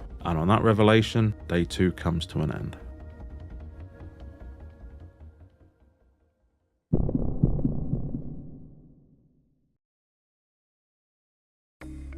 Day 3 begins with Aya getting off the bed and stepping outside to find Maeda waiting for her. It turns out he'd been there all night, saying scientists can't believe anything without proof, in response to Aya saying she told him to go away. Daniel pulls up in a squad car, happy about the lack of traffic on the streets, before saying they have work to do. But before that, they're going to need some bigger weapons. He tells Aya there's a gun shop over there without giving her a direction to head in, and Maeda tells her there's a pharmacy over there with equally useless directions. Exiting to the right of the screen brings us to the pharmacy, and the door is broken, so Aya lets herself in. But the place has been utterly ransacked, so we're here for whatever we can get, which is a medicine 2, a revive, a medicine 3, a critical evade plus, a tool, and a PE plus 1. Next we head to the left, which brings us to the gun shop. But this time, the door is locked, which leads Daniel to shoot the glass out while Aya is standing right in front of the door. I can't even begin to talk about how stupid and dangerous this is. Like, He's a cop, she's his partner. What the actual fuck was he thinking? Maeda asks Daniel if he's really a cop, which, under the circumstances, is perfectly understandable. And Aya jumps in with, we think so, but we don't have any scientific proof if that's what you're asking. Like, why is she getting aggy with Maeda? Daniel literally just shot at her. They're idiots. They're all idiots. As we begin ransacking the gun shop, I realise my inventory's full, and so begins the painful dance of deciding what I want to keep and what I want to exchange for weapons. The really annoying part being, it's possible to come back here later in the day, so I could have gone back to the police station, made space in my inventory, then come back here with empty bags and pick the place clean. But I didn't know that was an option at the time, so... Back in the car then, and it's time to head back to the police station to empty our inventory before heading to the museum and one of the stranger interactions in the game. The scene shifts to the inside of the cruiser and Daniel asks, where to? Maeda asks for a place with a research facility as he'd like to conduct an experiment, and I suggests the museum since it has good equipment and Clamp should have been evacuated by now. Which is all fair and a very good idea, but why suggest the player to go to the museum when we're already on our way to the museum? Surely this would have been a better scene to play if we'd chosen to go literally anywhere but the museum. I just find it very strange when games tell you to do a thing you're already doing. Anyway, we get to the museum and Maeda begins his experiment. He was able to extract a gel-like substance from Aya's clothing which appears to be a remnant of Eve's cells. He puts it under a microscope and introduces a drop of his own blood, inviting Aya to take a look. The sample cells begin to be completely surrounded by the mitochondria, with them taking over the nucleus, and Maeda surmises this is what happened to all the animals we've been fighting. Daniel asks if mitochondria really has the power to control the nucleus, and Maeda explains normal mitochondria doesn't, but he believes Eve's have gone through tremendous evolutionary changes. He explains how normally mitochondria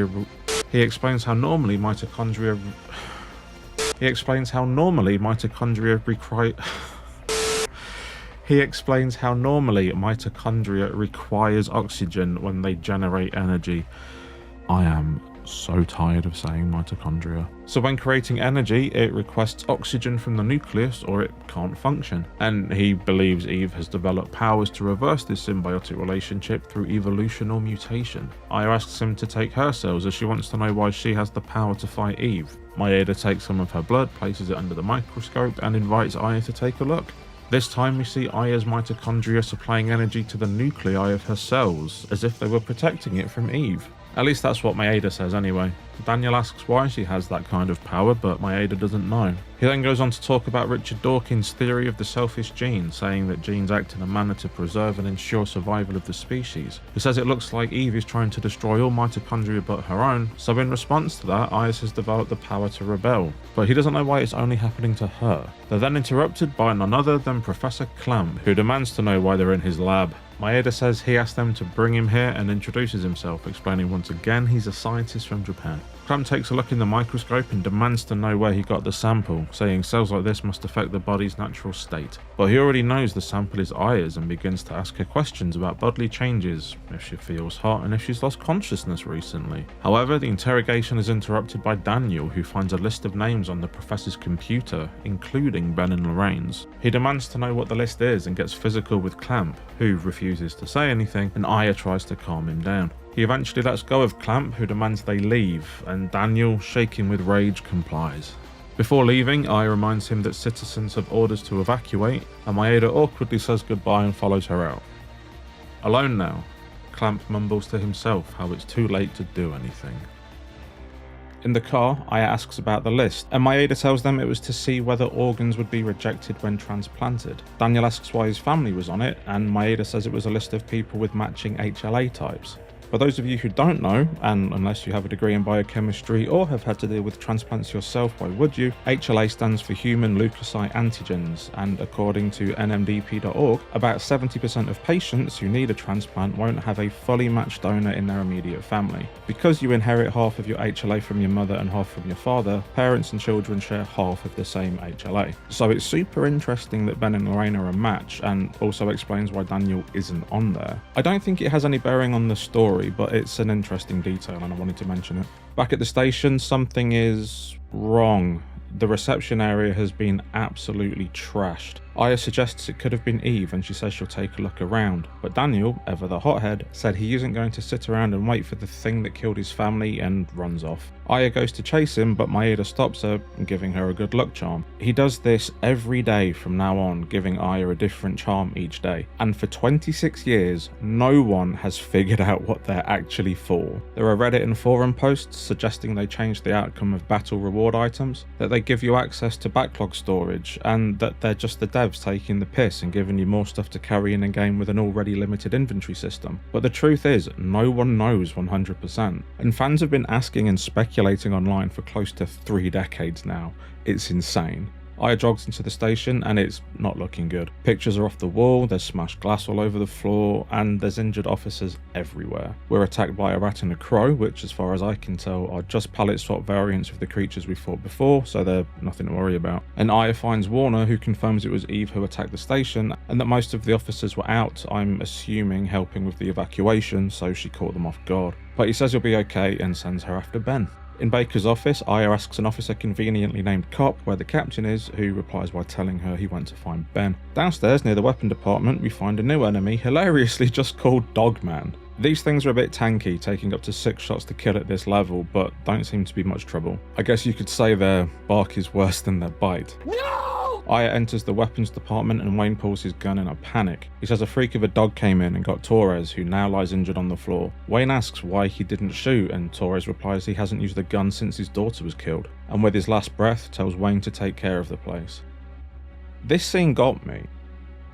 When we first meet Torres in day 2, he's shouting at Wayne for taking such a casual stance on guns, saying idiots like him are the reason they won't disappear from the country, and that he isn't ready to be handling guns here. He even tells Aya as long as cops rely on guns, criminals will too, and how he hates to hand a weapon to a young cop like her. I always thought it was a weird stance for a cop to take and an odd quirk for the character to have, but hearing his reasons for being anti-gun and seeing that stance ultimately be the reason for his death, it just hits heavy. Sure, it's tropey, but I like it. Back in the present, and Wayne gives Aya a new gun, an M92F, which is the predecessor to the 92Fs that the Stars use in Resident Evil. Does that mean anything? Probably not, but I'm British and know fuck all about guns, so I wanted to share the one fact I did know. It turns out this gun belonged to Torres. Wayne tells us he wasn't just great at tuning them up, he was a great shot as well. But after his daughter was killed by a gun accidentally going off, he stopped shooting and moved to the arms department to keep guns in check. He then tells us to nail the monster that killed him and sends us on our way. Despite the 92F having 6 less attack than the M16, it has rate of fire ×3 on it, which, as you remember, gives us 126% damage, so I think it might be slightly better, but I'm rubbish at math, so I don't really know. But we're using it anyway because it was Torres' gun and it's hungry for blood. The last place we saw Ben was the kennel, so that's where we're heading. We find Kathy on the floor, and luckily for us, despite being seriously injured, she's still quite chatty and tells us Ben isn't here. Shiva the police dog went berserk and ran off, and Ben went after her. She then gives us some ammo and collapses. We're attacked by 2 dog boys, but Torres' Deathbringer makes short work of them, and Aya levels up, gaining the Parasite Power energy shot, which channels energy into a bullet, which is game speak for we have a fireball attack. As we leave, the scene switches to Shiva somewhere in the station going weird and running off with Ben in pursuit. So let's go find them. We find Nix, who tells Aya Ben has gone upstairs chasing Shiva, but first, we check the conference room. Here, we fight a new spider-type enemy. These things are annoying as hell, because if you touch their web, Aya will be inflicted with stiffness, which not only slows the AT bar, but her movement too. So I think now is as good a time as any to try out the energy shot. We find a CM Vest 2 in a box, which has better defense than the one we're wearing, and it has auto heal, which is very useful. Or at least it would have been if I'd realised how to use it properly before the end of the game. Basically, auto heal works by automatically using a medicine item when Aya's hit points drop below a certain level, and it will continue to do this until you run out of healing items. It is a seriously overpowered ability because as long as you have the items, it will keep your health topped up automatically, essentially stopping you from the need to waste turns healing manually allowing for more attacks. But if you're not careful, it can absolutely eat through your healing items. Me being me, thought it was a once a battle last resort jobby and continued to heal manually for the majority of the game up until the last boss. I swear, the more of these videos I make, the more I realise I am not good at games. Next we go up the stairs, which is an area of the police station we haven't seen yet. We find another officer bleeding out who tells us Ben is upstairs and gives us some ammo before dying. Interestingly, if you try to go up the stairs as soon as you enter the station, before talking to everyone on the ground floor, you can see Nix and the now dead cop fighting off a couple of spiders. So now we know what took them out. The scene shifts to Shiva growling at Ben and running off, with Ben wondering what's happening to her and chasing after her again as two rats close in. Ben is either oblivious or brave, I haven't decided yet. Aya enters a room with a two-way mirror on the wall, and I've recently played Resident Evil 2, so I know exactly how this is going to go, so it's time to heal up. And sure enough, the dog boys do not disappoint. This enemy isn't too bad, but it has this annoying purple flash attack that lowers Aya's defense, so it's best to take them out quickly, which we do. After the fight, we find a storage key in the room the dogs emerge from and head outside, where we fight some spiders, and these things are tricky in groups of 3 and can do some nasty damage if you're not careful, but Aya takes them all out and levels up again. We find an office with a save point and a couple of items, but before moving on make a quick trip to Wayne to sort out our inventory. And since we're here, we can use the storage key to open this door. In the storeroom we find an MP5K, a tool and an offense +2. I switch to the MP5K and take it for a spin and head upstairs. The scene shifts to Ben. Finally caught up with Shiva, asking her if she's okay and trying to comfort her with a cuddle. This day is actually breaking my heart. Baker arrives and tells him to get away from her before picking him up and running away as Ben shouts at him to let go. Shiva is sick. Baker pulls his gun and Ben pleads with him not to hurt her. Baker says she isn't Shiva, Eve's turned her into a monster, before telling him to close his eyes. And if you love dogs, you should probably close yours too.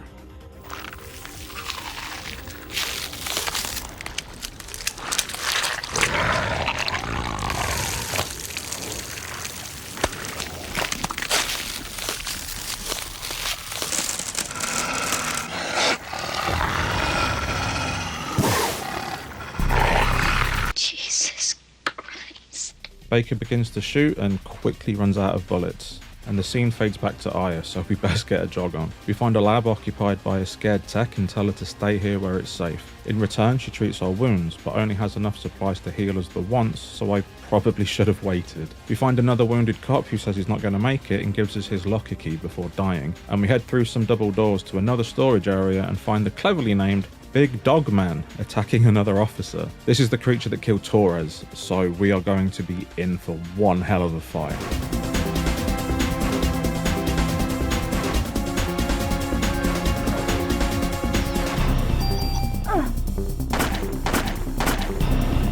Or not.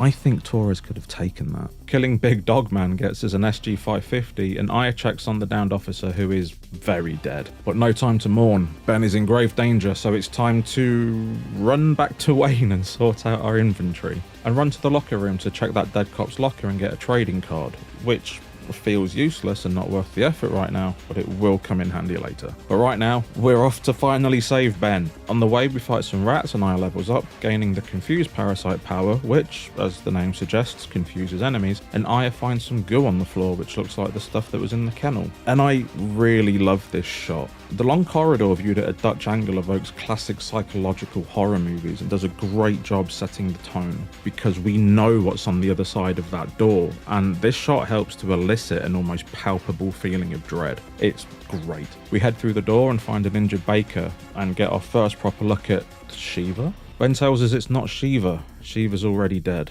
And he's right, this monster is called Kerberos. Each of its heads is a different target and each one has a different attack. The most prominent being this massive laser beam it keeps clipping me with. When you take out a head, it makes a sad roar, but it doesn't let you know which head does which attack. So right now, I assumed I'd taken out the laser face, as for the next few attacks it keeps trying to bite me. So imagine my surprise and disappointment when I take the next head out, only to be rewarded with a deadly light show. All in all though, it's not a bad fight, which only took around 3.5 minutes, and Aya gains a level and an M92 pistol for her trouble. After the fight, Ben tells Aya Baker is hurt, and Daniel arrives in the nick of time to do absolutely nothing. Where has he been? He ran off before Aya, and we went all over the station, backtracking several times to see Wayne, and didn't see Daniel once. Was he hiding in a cupboard or something? Where did he go? Anyway, he thanks Baker for protecting Ben, and Baker asks him if he remembers how they used to play at his place when Ben was young. Daniel calls him Sir, which Baker tells him stop. Baker is fine, like the old times. It seems whatever rift had opened up between the old friends has finally closed. Ben asks Aya to get whoever did this to Shiva, and she tells him she will. And with that, we end day 3.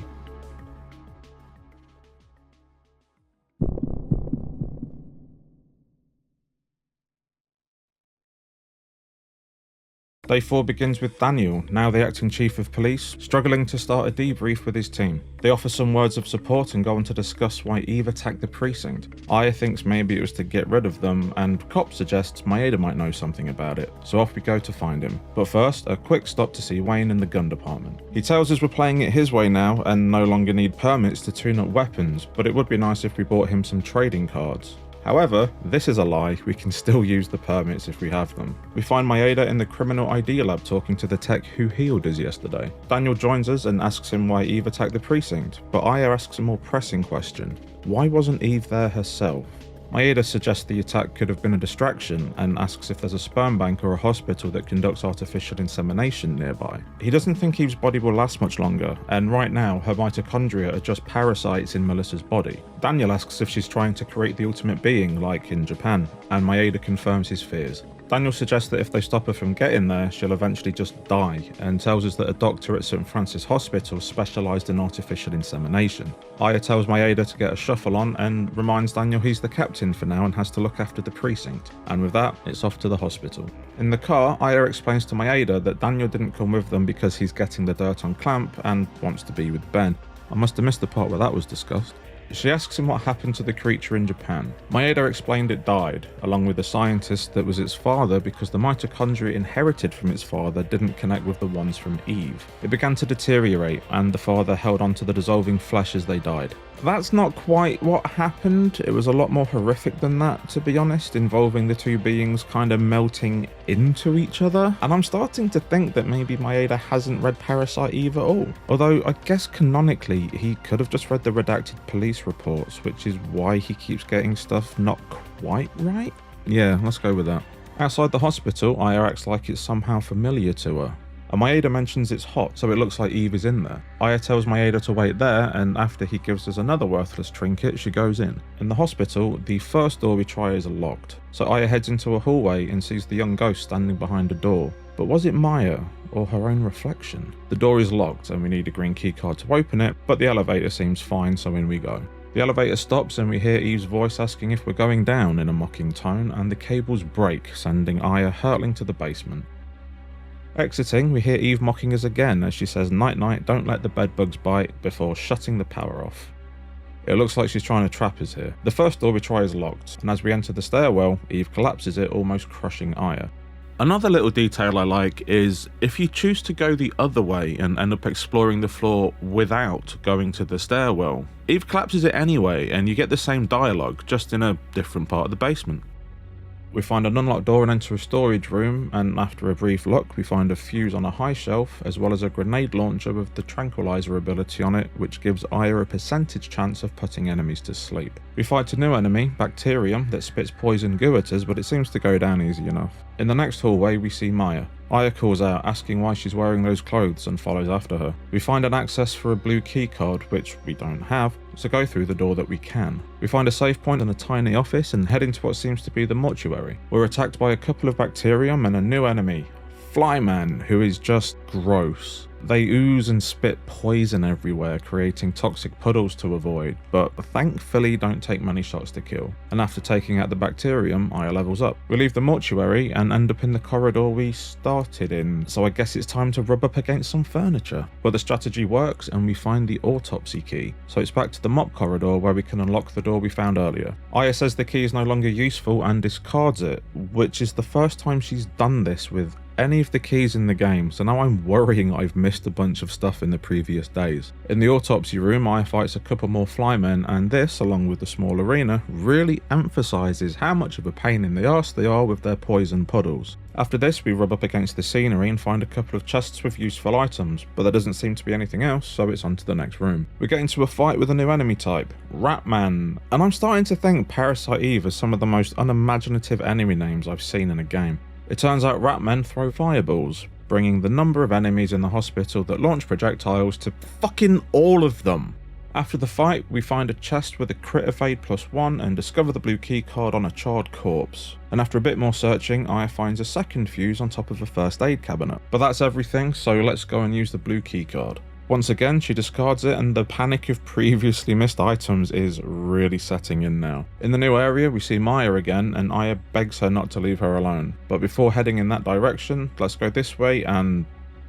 nope, these stairs are trashed as well. But there's an offense +2 on the floor, so it wasn't a complete waste of time. Back in the corridor, we enter the first door we see, which isn't locked for a change. We get into a fight and what the fuck is that? Apparently this abomination is called a mixed man, and it is disgusting. It throws a ball into the arena that bounces around like a DVD screensaver and hurts you when it hits, and in the meantime it grows another that it throws out if you destroy the previous one, but these can be destroyed if you're quick. It has a shockwave that causes stiffen when it goes off, and even when dead, any balls it's thrown out remain and have to be destroyed too. This thing is a literal nightmare and one of the most imaginative enemies in the game, so I kinda love it. Checking around after the fight, we find the third fuse, so it's time to head out. And wouldn't you know it, there's the fuse box. The main circuit breaker is being torn out and some of the fuses are missing, so it's up to us to fix it. Aya adds a missing fuse and repairs the broken cables before adding the next 2 fuses and switching the power on. To be honest, I was a little disappointed by this. I was hoping for a puzzle once the components had been added, like flicking switches until the current was a certain level or something, but I guess this is another good example of Parasite Eve being an RPG, not a survival horror. But the important thing is the power is back on, meaning we can use the non-broken elevator to escape the basement. It drops us off on the main floor and Aya bumps into Maya and herself? They run off and Aya follows, getting into a fight in the foyer. This fight is annoying more than anything, as the bacterium just bombard you with poisonous spit before they're picked off. After the fight, we notice the door that was locked earlier is mysteriously opened, so we head inside. We get into a fight which is over pretty quickly and Aya levels up, gaining the haste parasite power, which speeds up both movement and AT recharge and is one of the most useful, if not essential, powers in the game. After the battle, Aya finds a doctor and patient huddled in the corner, and the patient hobbles off without her medicine, telling the doctor it's no use to her if she's dead, which is a completely fair comment. The doctor tells Aya she's okay, but there's a nurse trapped in the next room and asks her to help. In the next room, the fight immediately turns into a poison pool party, so it's time to take haste for a spin. It doesn't last long, but the extra speed makes a huge difference and the battle is over pretty quickly. As we go further into the room, Aya slows to a stop. She's seen these beds before, and she begins to heat up.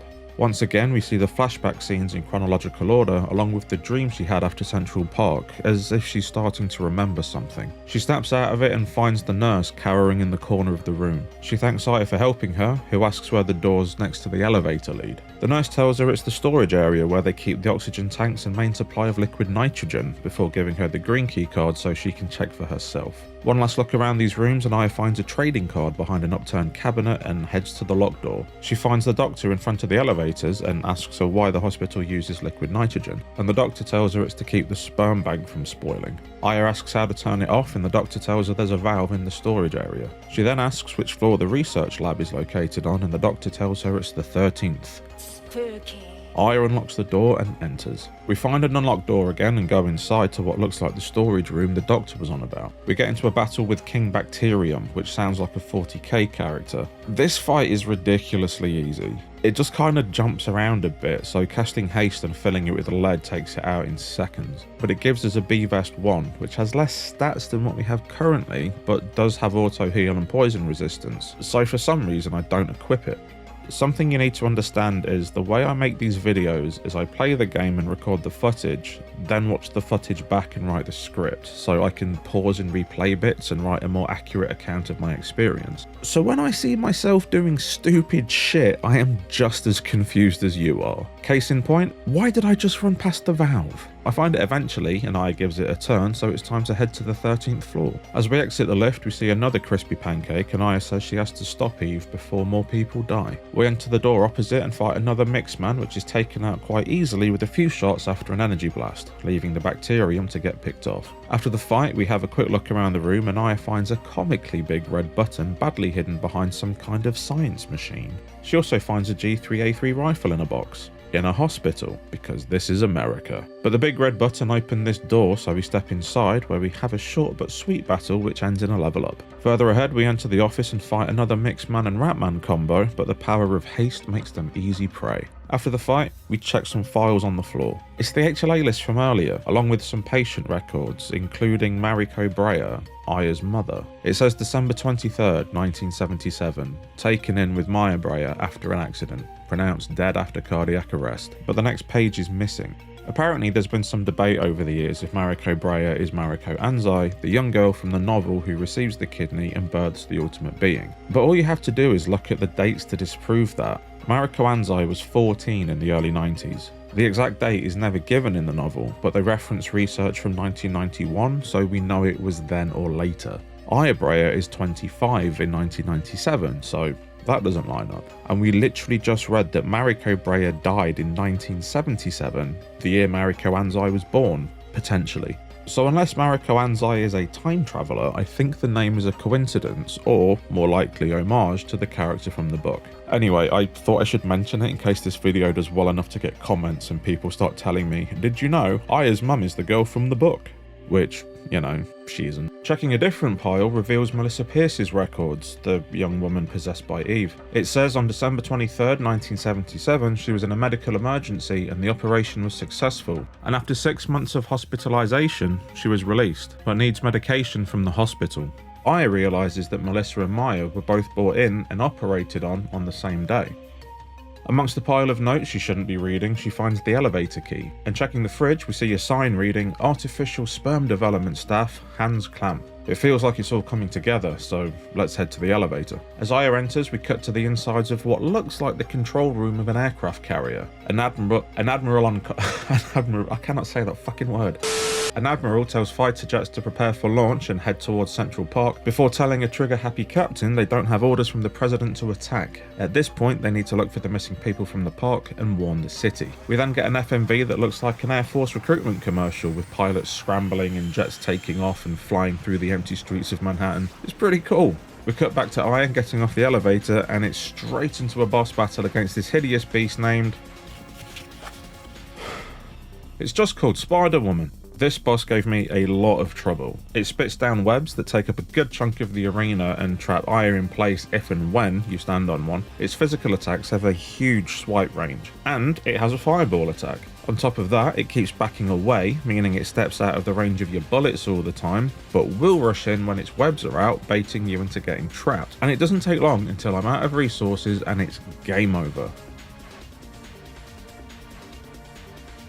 Trying again was a boring and painful slow burn as I run around avoiding its attacks, waiting for my PE to charge before casting barrier and rushing in for a few attacks. It was a slog, but the tactic worked, and after a few long minutes we entered phase 2 because, of course, this is a multi-stage fight. Much like the MCU, Phase 2 is more of the same, only the arena is smaller so its attacks are even harder to avoid. And watching this back, I'm honestly wondering why I'm using the grenade launcher because it's slow as shit.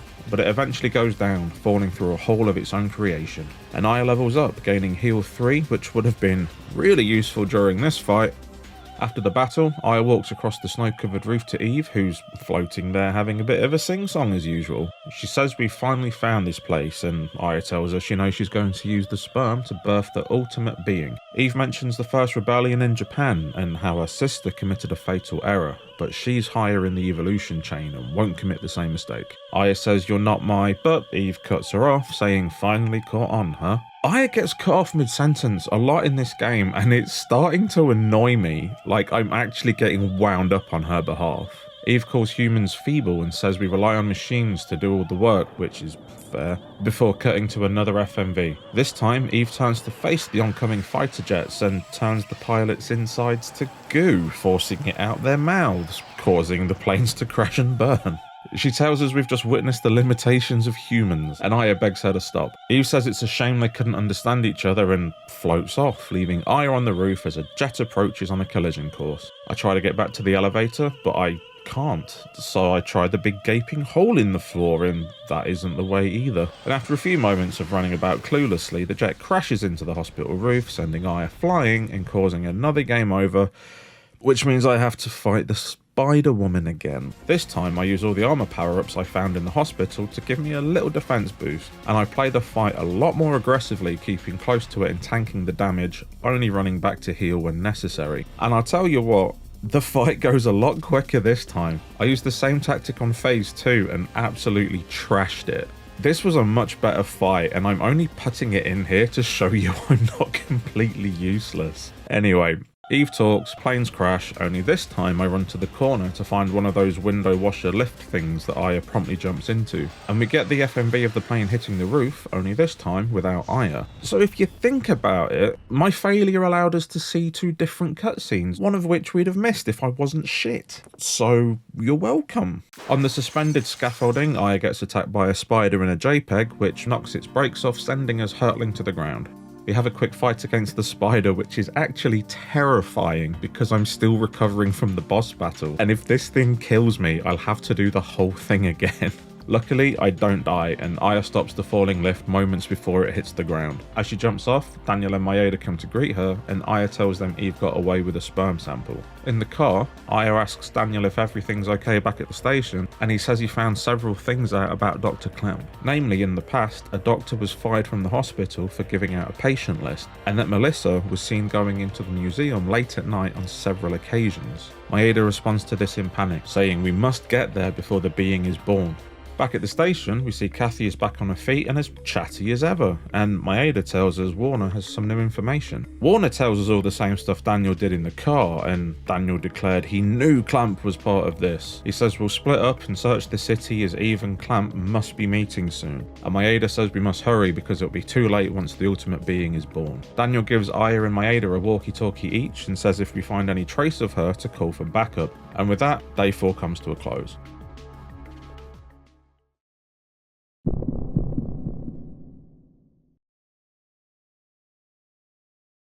Day 5 just begins. It starts us on the world map with no directions as to where we're supposed to go, but Chinatown has appeared, so I guess that's as good a place as any to start. When we arrive, the camera does a slow pan down, revealing the street ahead as Aya walks into frame and looks around. It's a pretty cool introduction to a new area.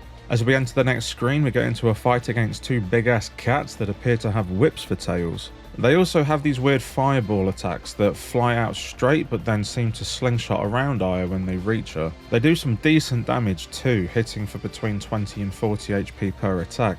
But they seem to be taken out in 6 shots each at this level, so shouldn't be too much of a problem. We head up and fight a cat with a couple of snakes, taking quite a bit of damage in the process, and find an M79-2 grenade launcher in a chest.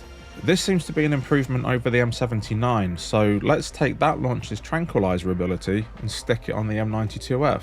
Now, what I'm not showing you is the amount of times I upgraded a weapon, realised I'd messed it up and reset the game to try again. But this is the point in the game where weapon tuning clicked for me, which is wild considering how far into it we are. And as I said earlier, I don't know if it's the game failing to teach me or if I'm just stupid, so I'm gonna say it's a bit of both and move on again. Heading up again, we find Maeda looking into a manhole with what looks like the goop from the police station dripping into it. He tells us it's here, and Aya says she's going down to have a look. This, of course, prompts Maeda to give us another one of those mysterious talismans that take up inventory space, and Aya descends into the vile depths below. So I noticed a couple of things on my subsequent playthroughs. If you go to the hospital at the start of day 5 before going to Chinatown, Maeda will give you another charm called Mayoki. But more importantly, if you talk to him in Chinatown with a full inventory, he will insist you must have the Narita charm, blocking your progress until you make space and take the trinket. Interestingly, instead of making you discard an item, he gives us access to the storage box that Wayne normally looks after. And unlike the previous charms, this one can't be put into storage at any time, so it just sits there taking up an inventory slot. What's its purpose? I'll show you later. We get into a fight against some bats and hit a pretty substantial difficulty spike. Not only can these things hit up to 91 at our current level, they can also inflict darkness, which limits Aya's attack radius to about 12 inches. So it doesn't take long for these things to wipe the floor with me. Luckily, I have a revive on me, but this also means I'm now down a revive. Thankfully, these things tend to drop Cure D, which cures darkness, and they give a decent amount of EXP, so it only takes a couple more fights until Aya levels up again, unlocking the Gene Heal Parasite, which slowly recovers HP over time. The best way I can describe this section of the sewers is shitty maze. As I'm writing this, I'm using the Brady Games guidebook as reference material. It's where I'm getting enemy and ability names and such from. So here's their map of this particular section. As you can see, it's laid out on a grid resembling a half-eaten waffle and is made up of several identical cross-sections linked together by identical paths. It isn't a complicated structure by any means, but the identical nature of the areas makes it very easy to get lost or turned around. And I spent a good 45 minutes running around the place, getting lost, finding my bearings, and getting confused again. It wasn't all bad though. I found a bunch of items, including an M203 3 grenade launcher, a CR protector, Club 3, and the M870 shotgun with burst ability.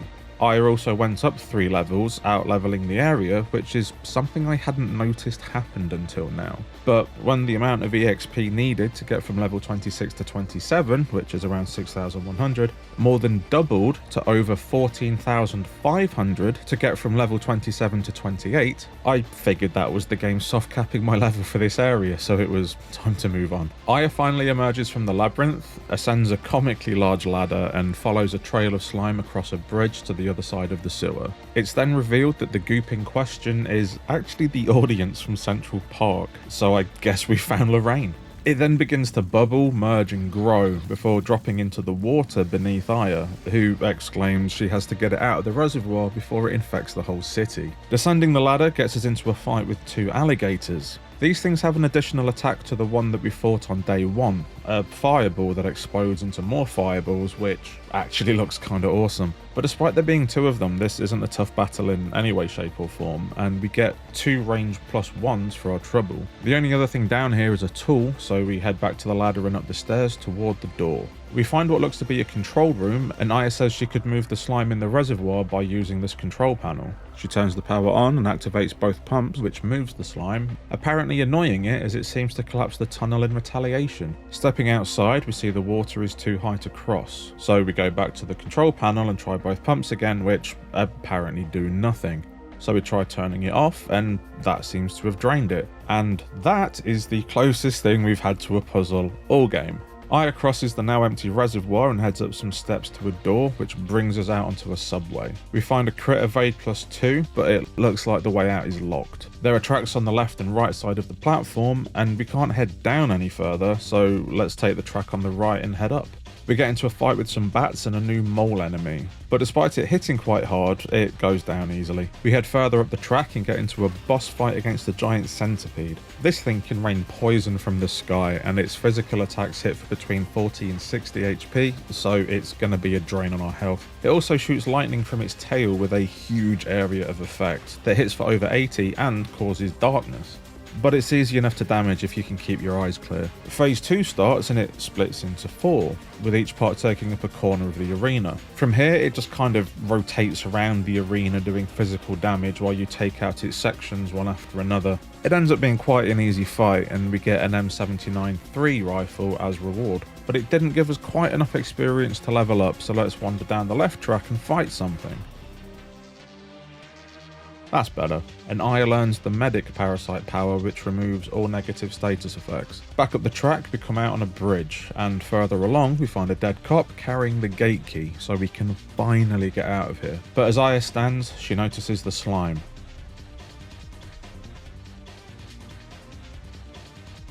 And it's going toward the museum. And as she leaves, we're told to insert disc 2. It looks like we're getting close to the end. Back into the subway then, we get to the platform without incident and unlock the gate, bringing us out onto the world map. First, we head to the police station to empty our inventory and do some weapon tuning, and then it's off to the museum to bring an end to this nightmare. As Aya enters the museum, she sees a person dressed in white. It's Clamp, walking through a door and follows after them. We can finally explore the museum, and it just looks awesome. As we enter the next room, we notice the glass on one of the exhibits is broken and find some medicine in a box near a dinosaur skull before heading through some doors that have been mysteriously left ajar. We see the person in white in the distance closing the door behind them, and Aya calls out. Here we have our first of many battles in the museum against two Troodons, the reanimated skeletons of long-dead dinosaurs, officially making this the coolest day ever and my favourite level in the game. These things just seem to do physical attacks are not much of an issue, especially against a handgun with the burst ability attached to it. After the fight, Aya asks how the dinosaurs got here before finding a tool and a G22 handgun. We check the doors the person with the white coat, I'm just gonna call him Clamp. We check the doors Clamp went through and they're locked, so Aya turns around and heads back the way she came. In the room with the smashed glass, we fight another Troodon and a couple of chameleons, which are honestly adorable and go down without much trouble. We make it back into the foyer and head what I assume is north into another unseen area. This is the rainforest exhibition. And there's a cool little puzzle where you have to answer how many animals are hiding in the trees, and if you get it right, you win some ammo. Through the rainforest, we get to a hallway, and again, I love the subtle Dutch angle here. A giant scorpion blocks the way ahead, but instead of fighting it, we take a minute to answer this question and win some more ammo. Then we fight the scorpion. It hits with its tail for between 50 and 90 and has a pretty nasty poison smoke attack. It also hits quick and often, and the fight was a lot closer than I'd have liked it, but a win's a win and Aya levels up. We fight our way through a couple more rooms and exhibits until we reach one displaying giant stone heads that apparently has nothing else in it. But when we try to leave, Aya stops in her tracks as she hears a noise and the ground begins to shake. Back in the room, there's debris all over the floor and we're ambushed by a new armadillo enemy. Armadillo? These things look more like fleas. They jump about the place and attack by curling up into a ball and rolling around. Thankfully, this arena is small and they stay huddled together, so burst can take its full effect and end them quickly. Back in the hallway, we find another grenade launcher and do another sweep of the ground floor, leveling up and unlocking the pre-raise parasite power, which revives Aya when her HP reaches 0, and fight a bunch more stuff because fighting dinos is fun as hell, leveling up again before going back to the hallway with the stairs and heading up. At the top of the stairs, there's a quiz machine with a question about mitochondria, and honestly, if I got that wrong, I'd have just stopped playing. And we head down to find an offense +1 and a PE +1 before reaching another blocked off area and turning around. We find ourselves in the area above the giant head exhibition, the railing surrounding the hole into the floor below ripped apart and covered in slime. Interestingly, if you come up here before you go to the room with the giant statue heads, you can see it was full of giant rocks, including one blocking the door, which no doubt contained the armadillos. And I think that's a really nice touch. There's only one door, the fire escape, leading to a ladder outside. First, we go down, leading to an offense +1 and a tool hidden away behind the giant stone heads. But there's nothing else here, at least that I can see, so let's head up to the 3rd floor. Inside, there's another quiz machine that dispenses ammo as a prize, and I'm wondering how many children are going home from museum field trips armed to the teeth. The next room houses the stages of man and another quiz, and beyond that we find a giant model of a mitochondria and get attacked by a pterodactyl, which gets defeated so quickly I can't think of anything to say about it. Another one attacks us in the next room, which goes down equally as fast, and defeating a third increases Aya's level, giving her access to the parasite power Full Recover, which restores all HP and removes status effects. We head through another door, which someone locks behind us, and we find an SV protector next to a suspiciously smashed window. After a quick look around, it turns out the broken window is the only way out of this room, but if Aya slips, she's a goner. But thanks to my amazing skill as a hardcore UK gamer, she makes it to the floor below without incident. The door to the left is locked, so we exit to the right, and Aya is jumped by a menagerie of undead dinosaurs the moment she steps outside. After the fight, we see the door to Clamp's lab is locked, and the gate is closed at the bottom of the stairs, blocking access to the ground floor, so the only way is up. We're attacked by a pterodactyl and a giant scorpion, which seems like a bit of an unfair team-up to me. But Aya makes pretty short work of the pterodactyl and has a much better time against this scorpion than the last one. We find another blocked off area, so head through an unlocked door into a brick corridor leading to what appears to be a control room. Aya looks for an alarm but finds Eve on a monitor, very mutated and very pregnant, surrounded by gross red tendrils in a sort of nest-like situation. We deactivate the alarm and see Eve is on the 4th floor, so it looks like we have to go higher. As we leave the office, something stops Aya in her tracks, and you know what? I'm just going to let this one play out.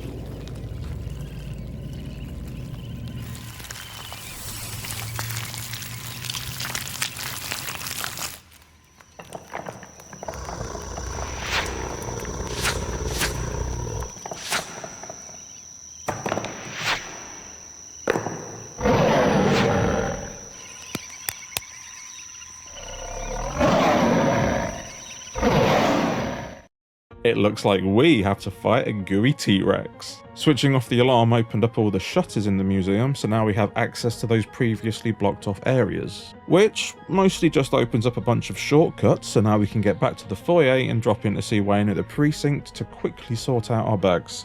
Back in the museum, the gate blocking the stairs to the 2nd floor is gone, so we can head up. We see the door to Clamp's lab is open, so Aya heads inside. Aya draws her gun and tells Clamp to put his hands in the air, but it's just Maeda. Aya asks if he came alone, and he says Daniel came with him part of the way, but he went to look for something in the hospital, so should be here soon. He says there haven't been any combustions lately before awkwardly trailing off, telling Aya he asked Wayne to make something he believes will be effective against Eve before handing her a new gun with some absolutely awful stats. This is another situation where you absolutely have to take the item despite how bad it is. However, unlike with the charm, if you speak to him with a full inventory, he doesn't open the item storage, forcing you instead to discard an item to make room. And unfortunately, just like the charm, you can't put it in storage. It goes on to say he found a blood serum in the freezer with Maya's name on it, but the research code of it was called Eve. He says it's made up of liver cells he, meaning Clamp, was culturing in the past, but there isn't any data left. He goes on to say recently it appears Clamp was doing research on artificial sperm for Eve. He wanted to exclude mitochondria from the sperm, making it with no parasites, only the nucleus, and he moved it from the museum lab to the hospital where he would artificially inseminate those who would volunteer for the experiment. And Aya realises this is what the HLA list was for. They're interrupted by Clamp, who says they will never comprehend his level of research, and Aya tries to place him under arrest, but he laughs at her, calling her pathetic and questioning why she puts herself in the human domain by reciting meaningless laws. He says her mitochondria has special powers, but she still has the form of a human being, before saying he won't let her interfere with Eve before swinging at her with a scalpel. But Daniel turns up in the nick of time and takes him down. Aya thanks him, and he asks why she didn't shoot. She replies by saying it didn't seem real. Clamp regains consciousness, so they stick him in the chair, and he begins to poke Daniel with a metaphorical stick, asking why he didn't shoot him. He knows he hates him. Daniel shouts of course he hates him and blames him for what happened to Lorraine, and Clamp replies by saying he sees that his boy managed to escape. Daniel replies he should have killed him way back, and someday he'll pay for this. Aya asks Clamp what he's planning to do, and he tells her he's waiting for the birth of the ultimate being, and goes on to explain how mitochondria is passed on from the mother, but traces from the father can also be found, and how, according to Eve, her sister in Japan was unable to attain her goal because the father's side of the mitochondria caused a rebellion, and so he created sperm without male mitochondrial DNA, and Eve is now pregnant with Melissa's body. Daniel declares they gotta kill Eve, and Clamp says he won't let them interfere with Eve anymore before calling out to her, saying he's ready and bursting into flames. And even after everything, Aya tries to save him because she's a cop and a human, to which he just laughs and calls humans pathetic again.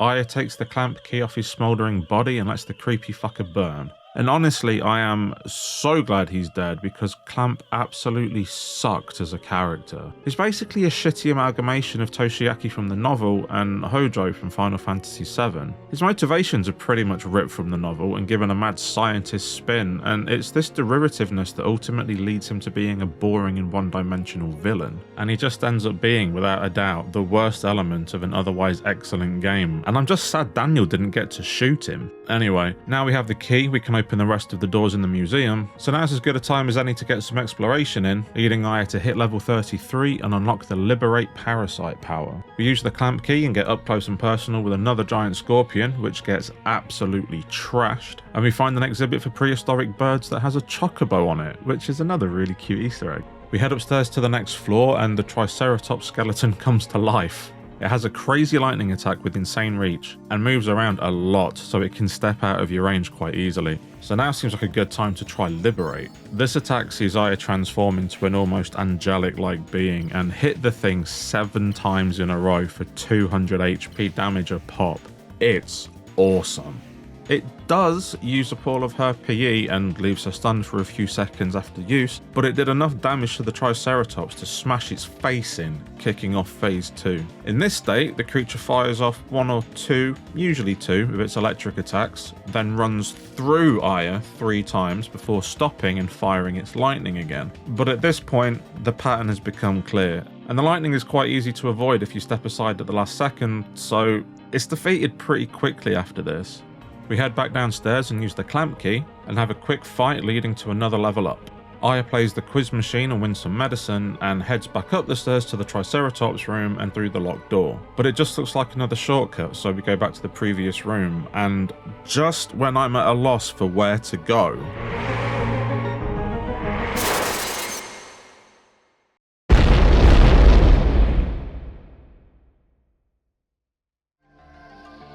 I love this game. Aya says her body feels like it's going to burn up and there's a flash of light, which looks like it healed her HP. She finds some ammo and medicine in a couple of chests and then it's on to the main event. I have waited 26 years for this fight.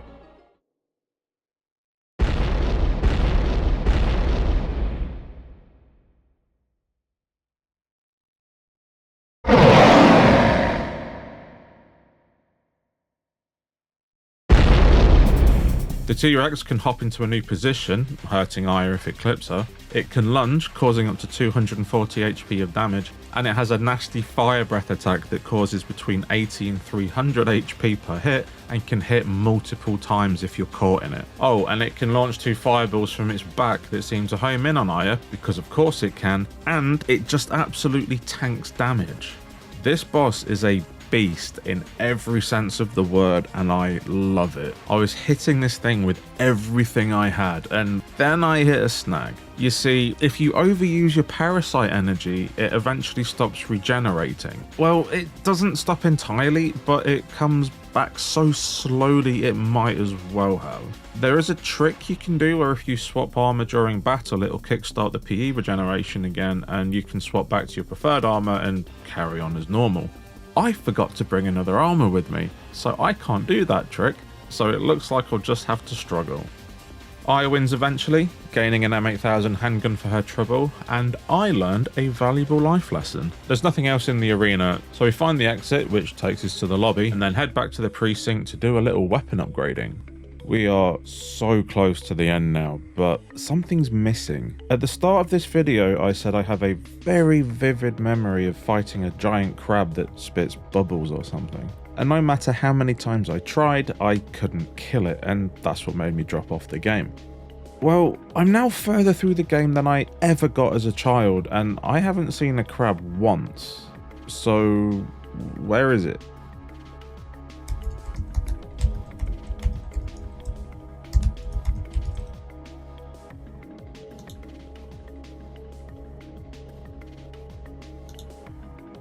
The warehouse.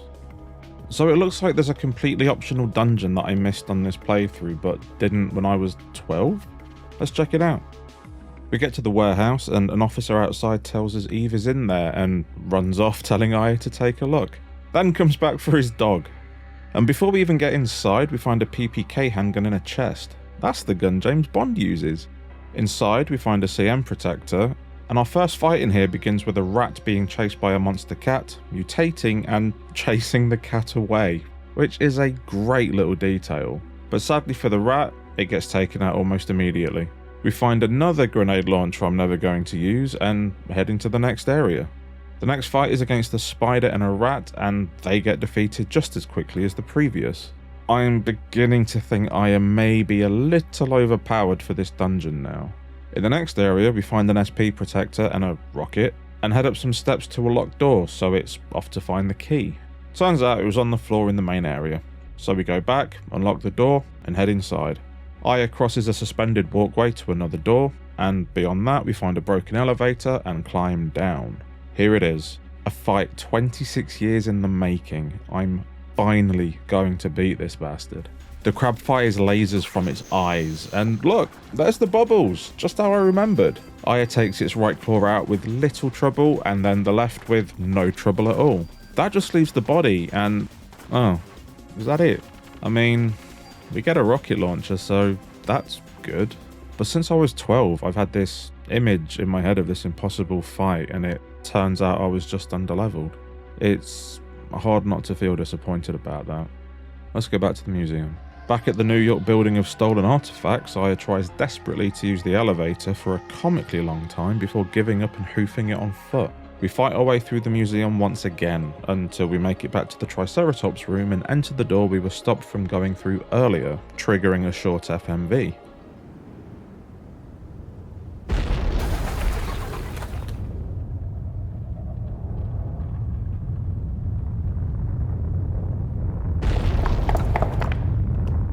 Something big is coming. We make it to the 4th floor and it's just gross. There's slime everywhere, and it looks like Tomb's lair from the X-Files episode Squeeze. There's only one door, and Aya tells us Eve is on the other side. So in we go. Aya enters and calls out Eve's name. Like we saw on the monitor, she's mutated, heavily pregnant, and surrounded by red tendrils.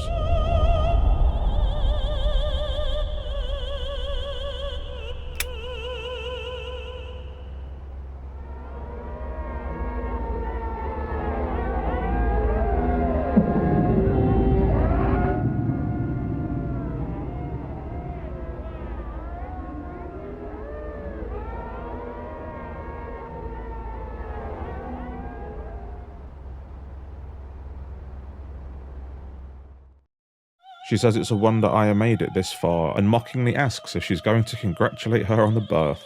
Aya asks what she's planning to do, and Eve responds by saying maybe she can help answer that, and asks, why do humans give birth? Aya mutters her sister's name and steps forward, but as she approaches, Eve gestures outside. A manhole cover begins to shake, and the contents of Central Park burst out from the sewer below. It begins to form a giant, twisted, humanoid shape that staggers toward the museum and punches a fist through the wall to carry Eve and her unborn abomination to safety, as all Aya can do is watch. Aya heads outside and is greeted by Daniel and Maeda, and she comments that they made it out okay. Daniel says they barely made it, asking if she saw the creature.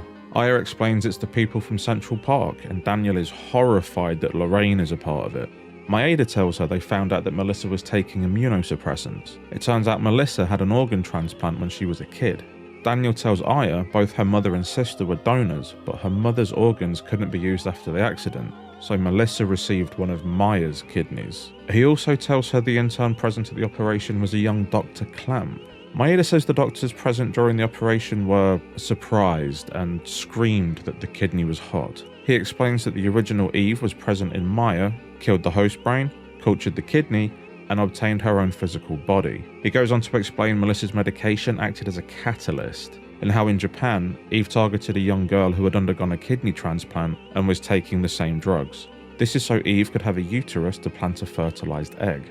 He explains in order to transplant organs you need the HLA type to match, and it's necessary to take immunosuppressants to control immunity and avoid rejection. Daniel says while being controlled by Eve, Melissa felt her body change, but she finally got the lead part in the opera, so in order to avoid rejection, she kept taking the drugs, and after taking so much, she was so weak that Eve was able to take over her physical body, and Aya comes to the realization that her sister, Maya, is the original Eve.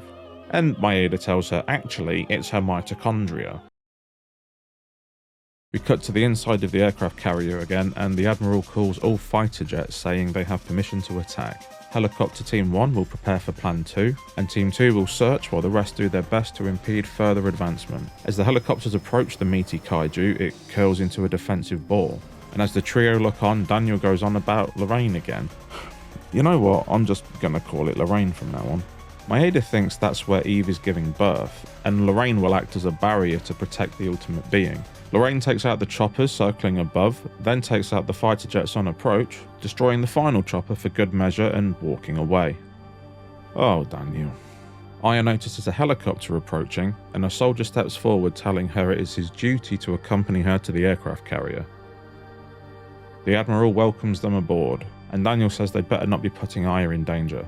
The captain chastises him for talking to the Admiral that way, but he says it's fine, because he's right. Aya is the only one who can't be ignited by Eve, so he's asking her to get in a chopper and drop a nuke on Lorraine. Daniel points out that Aya cannot, in fact, fly a helicopter, and the captain says not to worry because it's set to auto. Aya, ever the protagonist, says she'll do it, and Daniel finally admits the vomit monster is not Lorraine, but it's too late for that. Maeda tries to give something to Aya, but Daniel tells him they don't have time for that right now, so he settles for a be careful up there instead. We cut to Aya in a chopper taking off with a squadron flying through Manhattan. It's actually a pretty great scene for how ooh-rah and silly it is. Lorraine is now at the Statue of Liberty and starts taking out the approaching choppers one after the other. The remaining pilots enter firing range, and Aya tells them to move away from her. But they refuse. This was always a suicide mission, and the final escort helicopter is destroyed. Aya says to herself since Christmas Eve she's put a curse on her own body, and asks why this is happening to her. But she doesn't care anymore, because she's the one that can destroy Eve once and for all, and she'll end this and let Maya rest peacefully. She then fires a rocket at Lorraine's head, exploding it, covering the Statue of Liberty in beefy goop and knocking it to the floor like a super-powered bukkake. On the aircraft carrier, they celebrate and tell Aya to return to base, but she refuses, saying it's not over yet, as Eve emerges from the sticky puddle created by Daniel's ex-wife.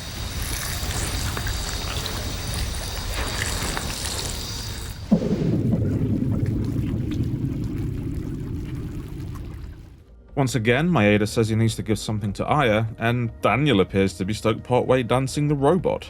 We then see Aya rushing from the pilot's seat, cocking her pistol and jumping out the side of the helicopter, parachuting to the ground like an absolute badass.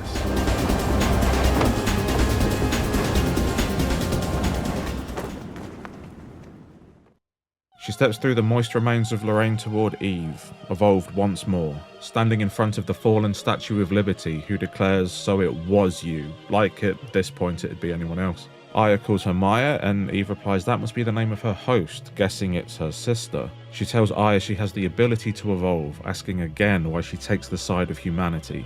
And Aya says if her mitochondria have the ability to evolve, it'll evolve to get rid of her. Eve gives us some sass and asks why humans kill. Aya says we have our reasons, and Eve's a pretty good one to be fair.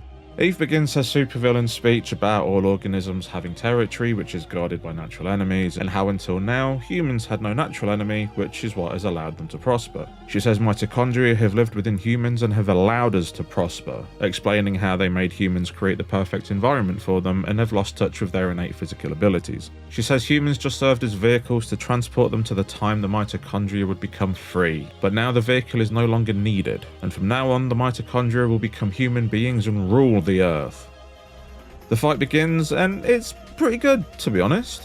Eve has a variety of attacks, including multiple fireballs, something that looks eerily like a Cactuar's 1000 needle attack, and whatever this is. All of them able to hit Aya multiple times for some pretty devastating damage that would be far deadlier if I didn't have auto heal. Even her slap does a fair amount of damage. She has several different grab attacks that are just deadly if they catch you, like this one that tears Aya's HP down to 1, this one that does just under 500 HP damage, and this one that does over 500 and causes confuse, but thankfully they're avoidable if you're quick enough.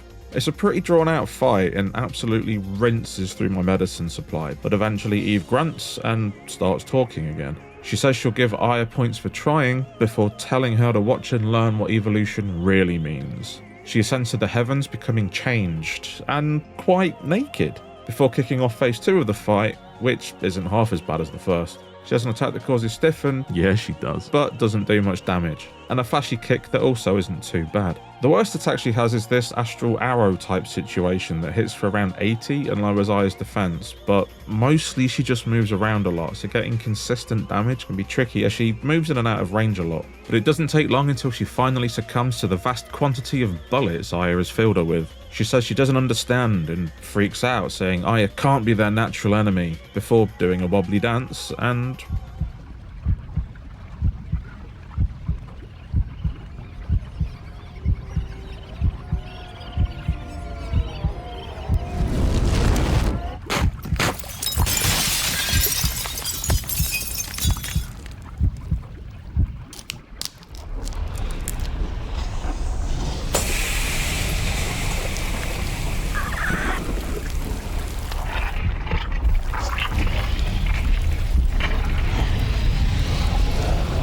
whatever that was.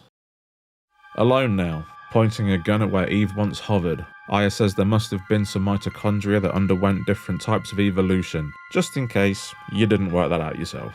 But all that said, day 5 finally comes to an exhausting end.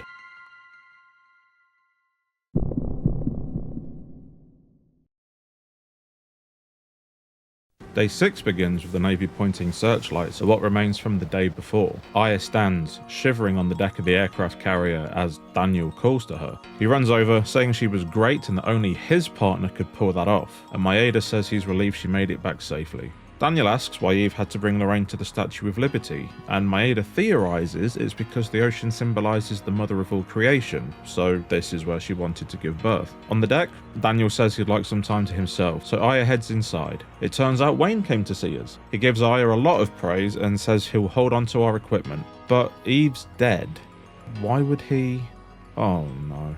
Better stock up on medicine. After we've cleared out our stock of healing items, he tells us he'll engrave a name on any weapon and armor we'd like. Naturally, because this is for a YouTube video, I go with my channel name. And I'll explain the significance of the engraving later, because somehow there is still more to talk about. But first, we talk to this officer and get given a concerning amount of supplies before heading outside. The gang makes small talk and the Admiral comes over apologising for being late, but they had to make sure Eve was dead. He tells Aya he appreciates her help, and the captain tries to say something too, but Aya can feel something is wrong. Daniel asks what it is, and Maeda theorizes the huge creature the mitochondria was creating was the uterus for the ultimate being. Alright, look, I don't really know how to explain it, but there's some fucked up stuff with a birth and a baby, and it's weird and gross. So if you don't want to see any of that, just skip ahead to the time on screen to avoid all the weird baby stuff. But if you're still with me, here we go.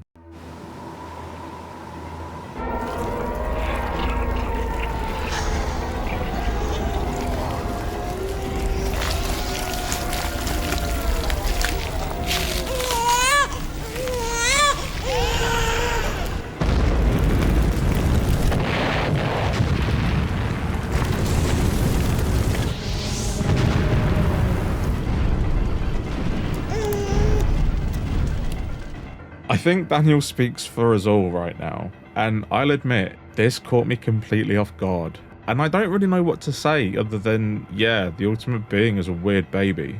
A helicopter pilot tries to evacuate our team, but Aya says she has to take care of this. Maeda tries to give her something, but Daniel stops him and tells Aya she's coming back no matter what. So here she stands, alone again, as the ultimate being climbs aboard. It is so gross. And a lot smaller than it looked in that initial cutscene too. I was expecting it to be a giant baby, not a regular sized baby.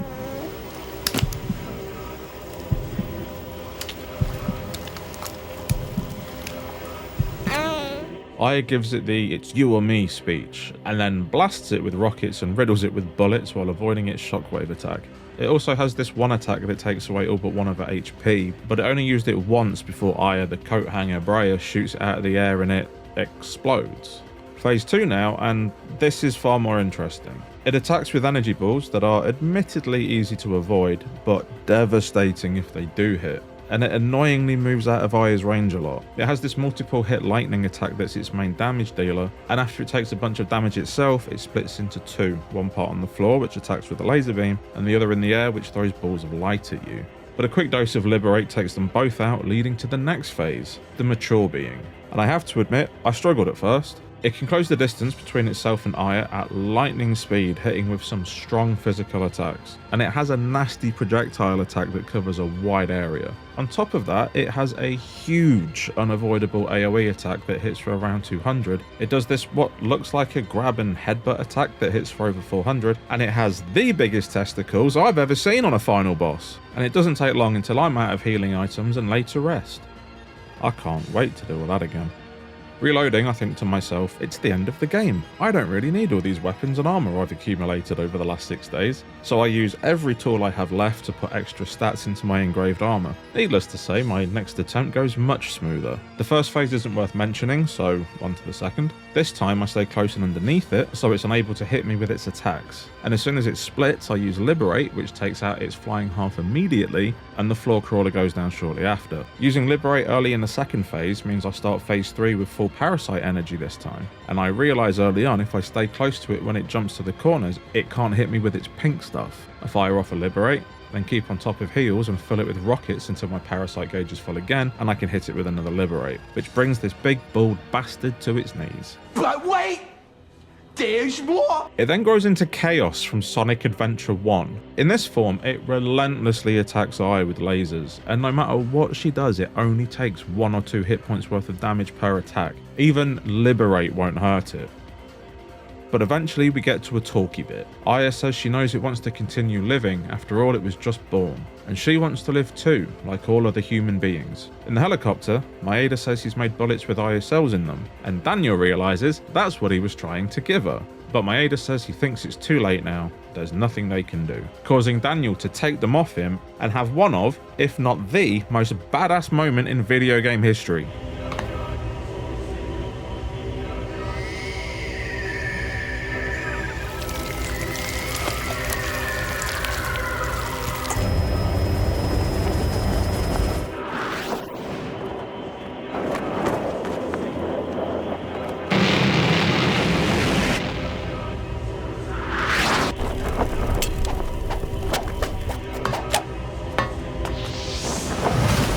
I'm sorry, but that was fucking awesome. Aya then loads up a pistol with the ammo and begins inflicting ungodly amounts of damage to the creature. And this is where Maeda's unstorable items come into play. Aya needs to use this ammo for story reasons. So if you enter this phase of the battle with full inventory, the game will automatically replace the Narita charm with Maeda's ammo crate without interrupting that epic cutscene. Ammo that can only be used with Maeda's gun. So now we know why we couldn't just drop them in storage. And the size of the numbers coming off the Ultimate Being make losing 2 item slots for half a day totally worth it, because it doesn't take long until...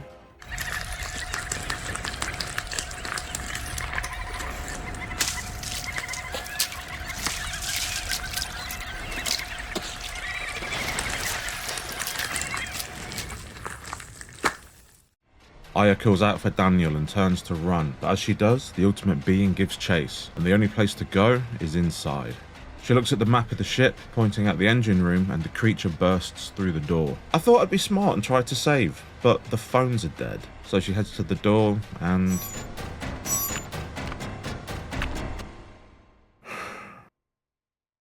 We do it all again, but this time I don't try and save, and Aya gets through the door. She comes to a junction and goes to the right, legging it down the corridor with the monster in hot pursuit.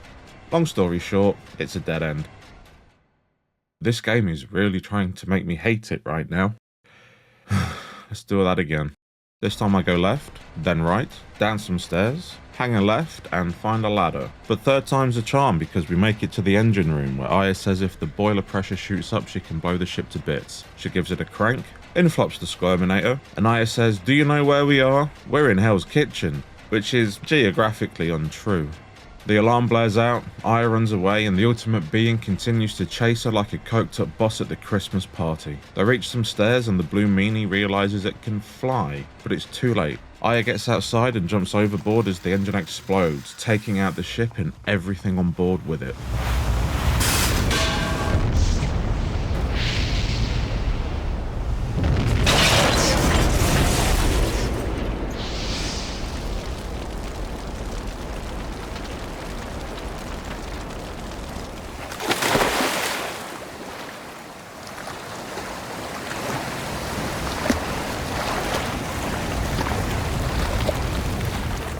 On the shore, the three friends look out to sea, with Daniel declaring it's finally over, blissfully unaware of the sequel and portable spin-off to come. But Aya seems distant, saying she doesn't understand why she has this power. Maeda tells her it's because Maya is inside of her, but he means like literally inside of her. It turns out Aya was born with a defect in her right eye, so she received Maya's cornea as a transplant after she died. This makes her realise that what she saw when she touched Eve was Maya's last memory, the last thing she saw. As Maeda tells her, it's said when you have an extreme experience, what you see is then branded onto the cornea, but this hasn't been scientifically proven.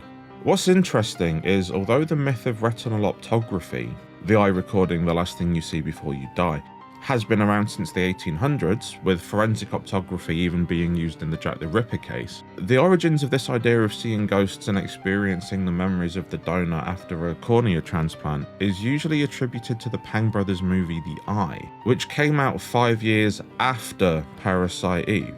I've tried looking for earlier examples of the trope, but AI has turned Google into a fucking joke, and it keeps giving me fake examples of things that don't exist. And every human written article seems to point to the eye as the origin.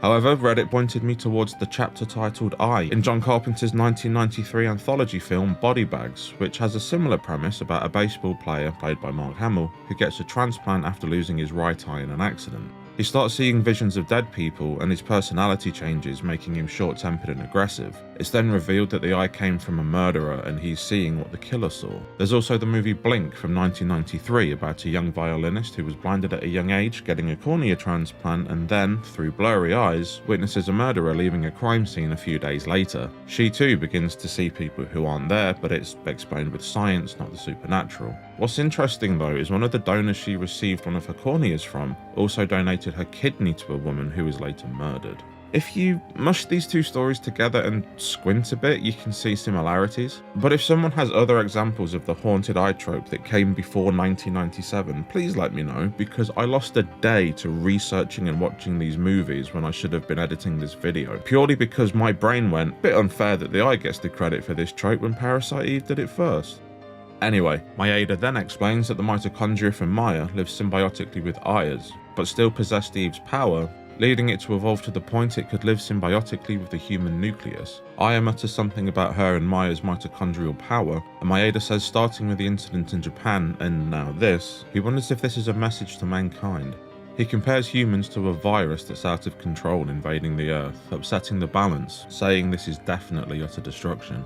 Daniel says humans aren't that weak, and Maeda says humans are, in essence, parasites and the world is our host. And on that joyous note, the sun comes up.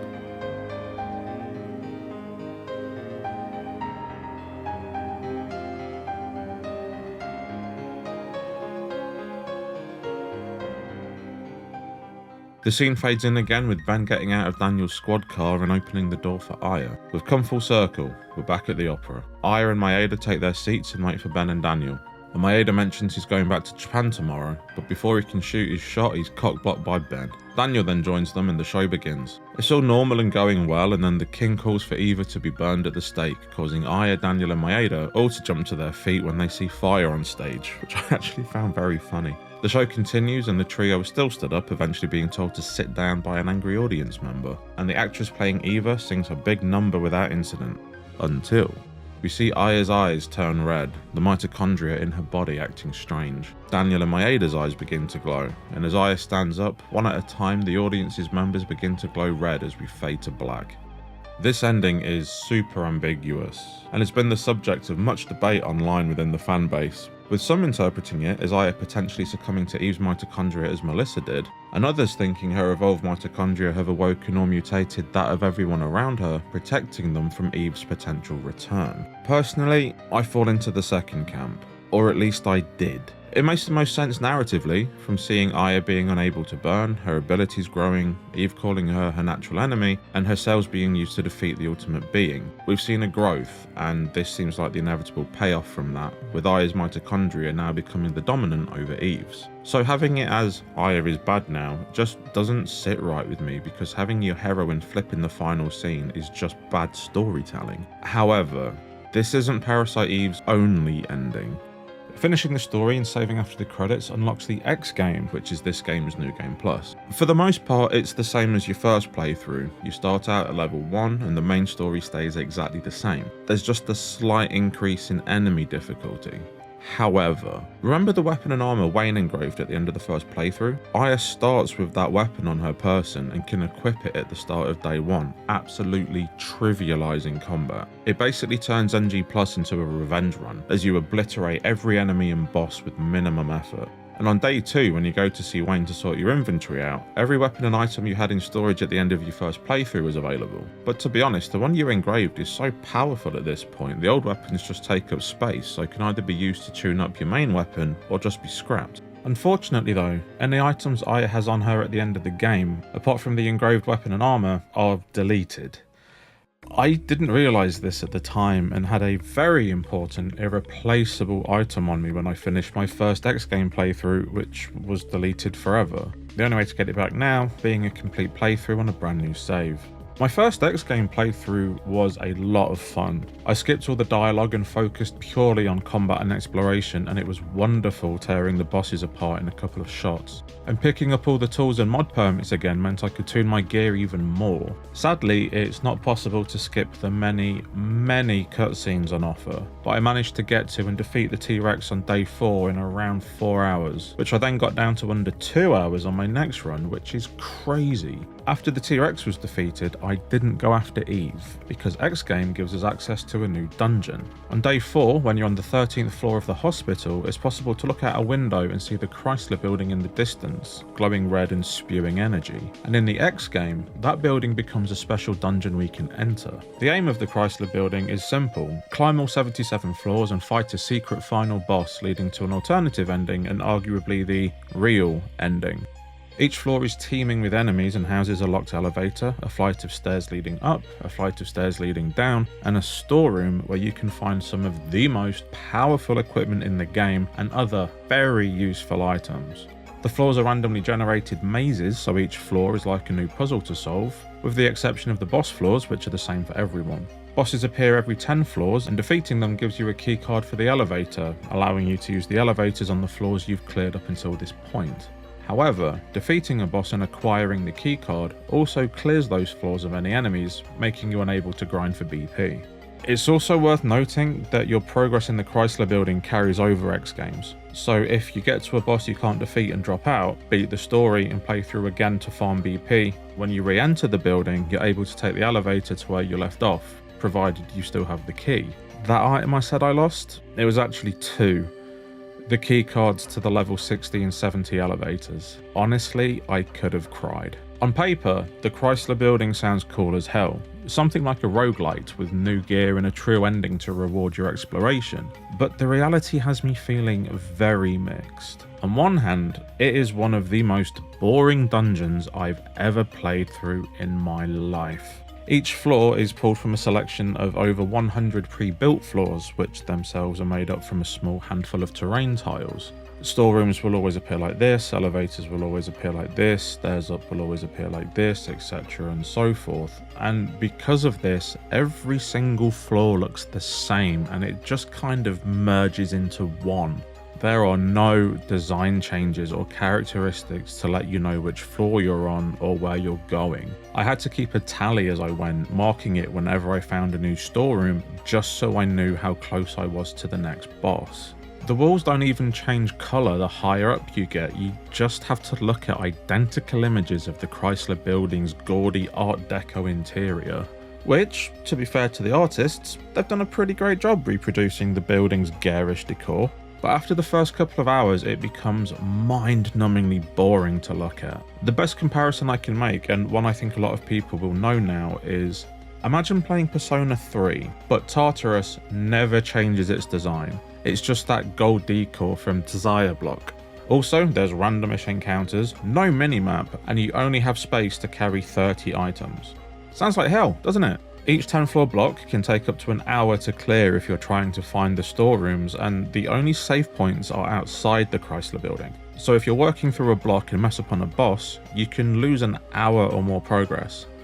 Like I did. And let me tell you, knowing that I'd essentially just added an additional 10 floors to this hellscape made me almost stop playing and scrap the video. And if you find a cool weapon or armor and you want to go see Wayne, have fun climbing back down the tower to a floor with an elevator you can access to get to the bottom and back to the precinct.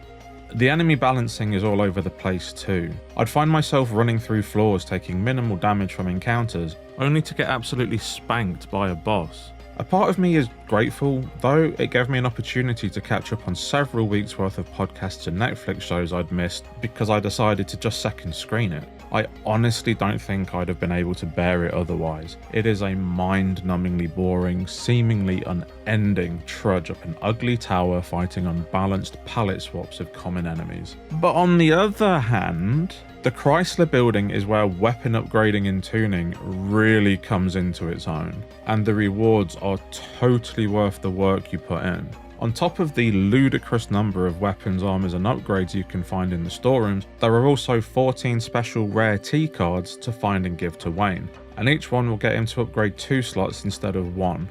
Find and give him 10 cards, it'll give you his toolkit, which is essentially an infinite number of tools to use. And if you find and give him all 14 cards, he'll give you his super toolkit, which is essentially an infinite number of super tools, which, unlike regular tools, won't destroy the weapon or armor you're moving abilities or points from. So if you want to move more than one ability and the plus points from one weapon to another, you can. Meaning you now have unlimited tune-up potential, at least depending on how many slots can be added to the gear in question. For example, when I'd finished upgrading my armor, it had every possible ability attached to it.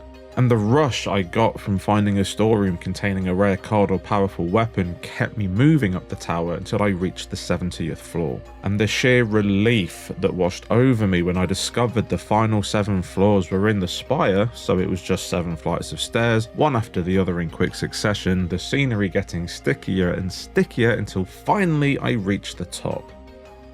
And as the sound of a beating heart thundered around Aya, the true final boss is revealed. What the fuck? And Aya can't believe her eyes as she looks upon a young girl that resembles her sister, Maya. But it's not Maya, it's the original Eve. She explains Hans Clamp gave Maya's cornea to Aya and her kidney to Melissa, which is how they ended up with their evolved mitochondria, and continued to culture her liver cells in order to study Eve. This Eve made a nest atop the tower in case Melissa's body failed to give birth to the ultimate being. Just in case Melissa failed, the purebred would survive. I've seen people online say this version, Truebred Eve, is the Eve from the novel, and this is a non-canon fight that just kind of acts as an Easter egg for those who have read the book. But that doesn't make sense to me. She says her body was cultured from Maya's liver cells. The crash that killed Maya, the transplant of her kidney into Melissa, and Clamp culturing her liver cells began in 1977. The crash that killed Kiyomi, the transplant of her kidney into Mariko, and Toshiaki culturing her liver cells, happened in roughly 1991. And Melissa finally losing control of herself, succumbing to Eve and kickstarting the events of the game, happened in 1997. So original Eve was already growing between 1977 and 1997, unknown to the Eve in Japan, and later the Eve in New York. This story is so stupid. Eve asks Aya if she wants to talk to her sister before completely changing personality. The young Maya asks Aya who she is, and when Aya responds with "Maya, it's me," the scared girl asks how she knows her name and asks where her parents and Aya are. Aya asks if she's really her sister, who tells her she was in the car with her mum when her body got really hot. She says she has to go home because Aya is waiting for her. As her twin sister desperately tries to explain that she's here, Maya's body begins to get hot again. And as Aya calls her sister's name, Eve resumes control. She mockingly asks if they had a nice time reminiscing, and Aya aims her pistol. Eve scoffs, asking if she's challenging her, a purebred, and to just remember this body belongs to her sister, before changing into a form resembling that of Aya when using her Liberate ability, and the final battle begins. Eve's main attack is a dash strike that hits for over 200 HP, and a charge strike that hits for at least 400 but leaves her stunned for a few seconds after. She intermittently calls in, I guess, Maya ghosts? one to inflict status ailments such as stiffen and confuse, and the other to heal Eve for an amount that increases each time it happens, starting at 1,000, then 2,000, then 3,000, and up and up and up until you hit a wall where she can't be killed, as it is physically impossible for you to inflict more damage than she gets healed for. I fought this boss for over half an hour. When I started the fight, I had over 900 bullets and I used every single one of them, switching to my club at the end because if I was going down, I was going down swinging. So I did another X playthrough, upgraded my equipment and tried again. And this time things went much better. I was hitting her for between 200 and 300 HP per shot, so somewhere between 1200 and 1800 per attack round. And by the time her first heal for 1000 happened, I'd already had 6 turns doing between 7 and 10,000 damage to her. And I managed an additional 12 turns before she received her 2000 HP heal. So by the time she'd been healed for 3000, I'd done between 20 and 30,000 HP of damage. She didn't get a chance to heal again after that. This fight sucks. I'm sorry, but it does. There is no skill involved or tactics or exploits to use. You're either too weak to win, at which point you need to do another X playthrough to farm bonus points for your weapons and armor, which then makes you too strong for the fight to offer any meaningful challenge. Eve just floats about absorbing bullets, hitting occasionally with attacks that you'll be able to survive until you run out of healing items. For the big secret boss at the end of a 77 floor dungeon, I expected more, and honestly, I found the fight to be a bit anticlimactic. Okay, so after I wrote and recorded this section, I thought I should probably check to see if there actually was a tactic I didn't know about, and it turns out if you don't shoot Eve when the ghost girls are on screen, she doesn't get healed. Absolutely no help to me now, but I thought I should mention it before I get yelled at in the comments.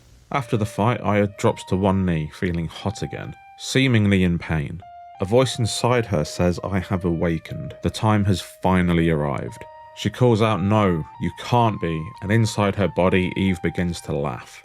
She says until a while ago, Maya's body had the most evolutionary form of mitochondria, but now Aya's has surpassed it, making Eve the highest form ever present. And Aya realizes the different mitochondria are competing. Eve says that's what evolution is all about, survival of the fittest. She says humans are the same. In war, humans use knowledge and technology to determine who will survive, and it's the same in the animal kingdom. Aya begs her to stop, and Eve replies it's impossible. They have survived war, and it is time for them to be released. But just then, a small voice says, "Stop." Eve exclaims, "What? There are others too? Other than you and I?" before realizing who it is. Maya. She says this place belongs to her and Aya and won't let Eve interfere. Eve screams no, and the two begin talking over each other. Eve realizing what or who the evolution in Aya's nucleus is before losing consciousness.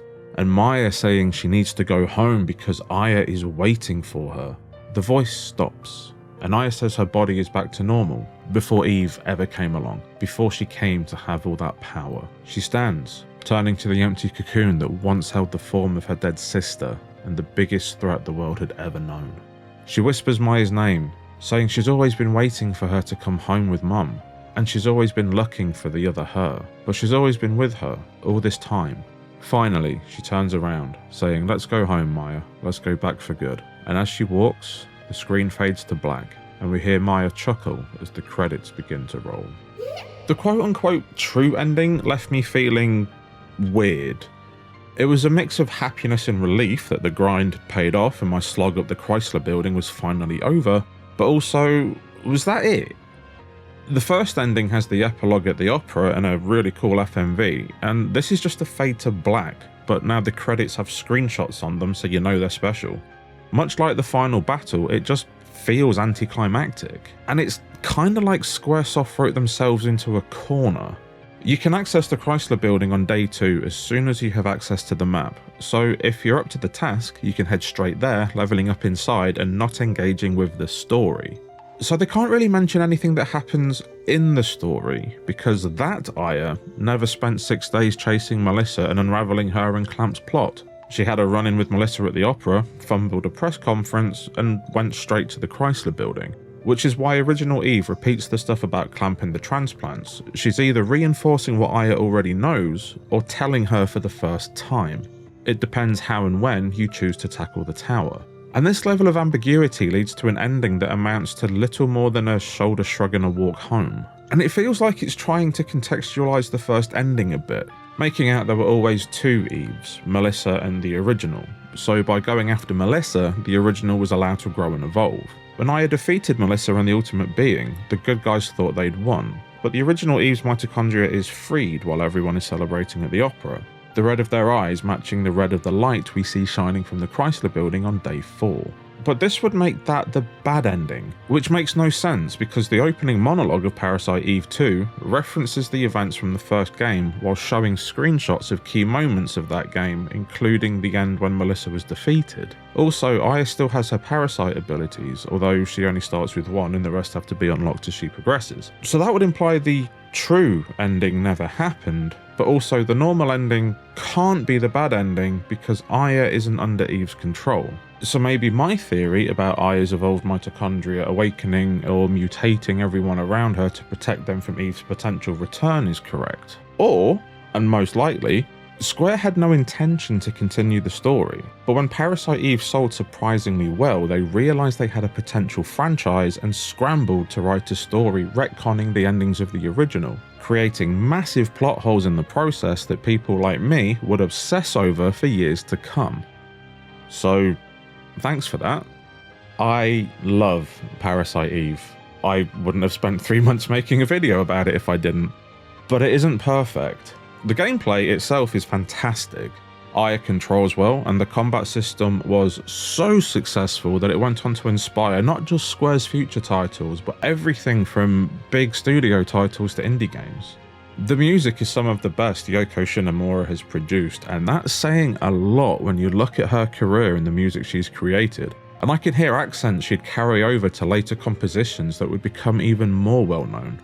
Graphically, I think it sits comfortably between Final Fantasy 7 and 8, and feels like Square playing with the idea of realistically proportioned characters in an adventure setting.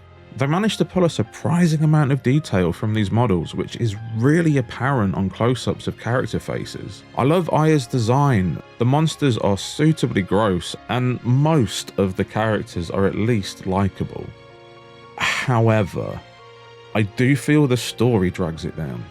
I don't know how much of this is due to a patchy localization job, or if the scriptwriters on the team, who I'm assuming don't have PhDs in pharmacology and lecture on microbiology, had trouble adapting the core concepts from the book. But the end result is things often being over-explained with seriously clunky dialogue, and despite being the first game in what would become a troubled franchise, it has a seriously weird case of sequelitis. Both stories revolve around loved ones dying in a car crash, kidneys being transplanted into young women with the purpose of transforming their bodies into a vessel that carries and births the ultimate being. Both of the kidney donors have their livers taken away by obsessed doctors and have their liver cells cultured, allowing a version of Eve to grow a new body. Where the game does improve over the book is it removes pretty much all of the sexual assault. Dr. Clamp has created artificial sperm, so no need to forcefully remove it from a man anymore, and Melissa is a grown woman before falling under Eve's control, eventually being artificially inseminated, instead of being a 14-year-old girl forcefully impregnated. There's still the argument to be made that Melissa isn't in control of her body or actions, so even the artificial insemination is assault, and I agree completely, but it is a marked improvement over what happens in the book. The change of setting and new characters is welcome, as is the over-the-top cinematic bombast ever present in sequels, but the repeated plot points and non-stop references to the past make it feel like what Star Wars The Force Awakens is to A New Hope. And the fact it was used to kickstart its own franchise essentially does make Parasite Eve one of the earliest examples of a requel. But I also think this is a me problem, as I'm willing to bet more fans of the game haven't read the book than have, and I honestly don't blame them.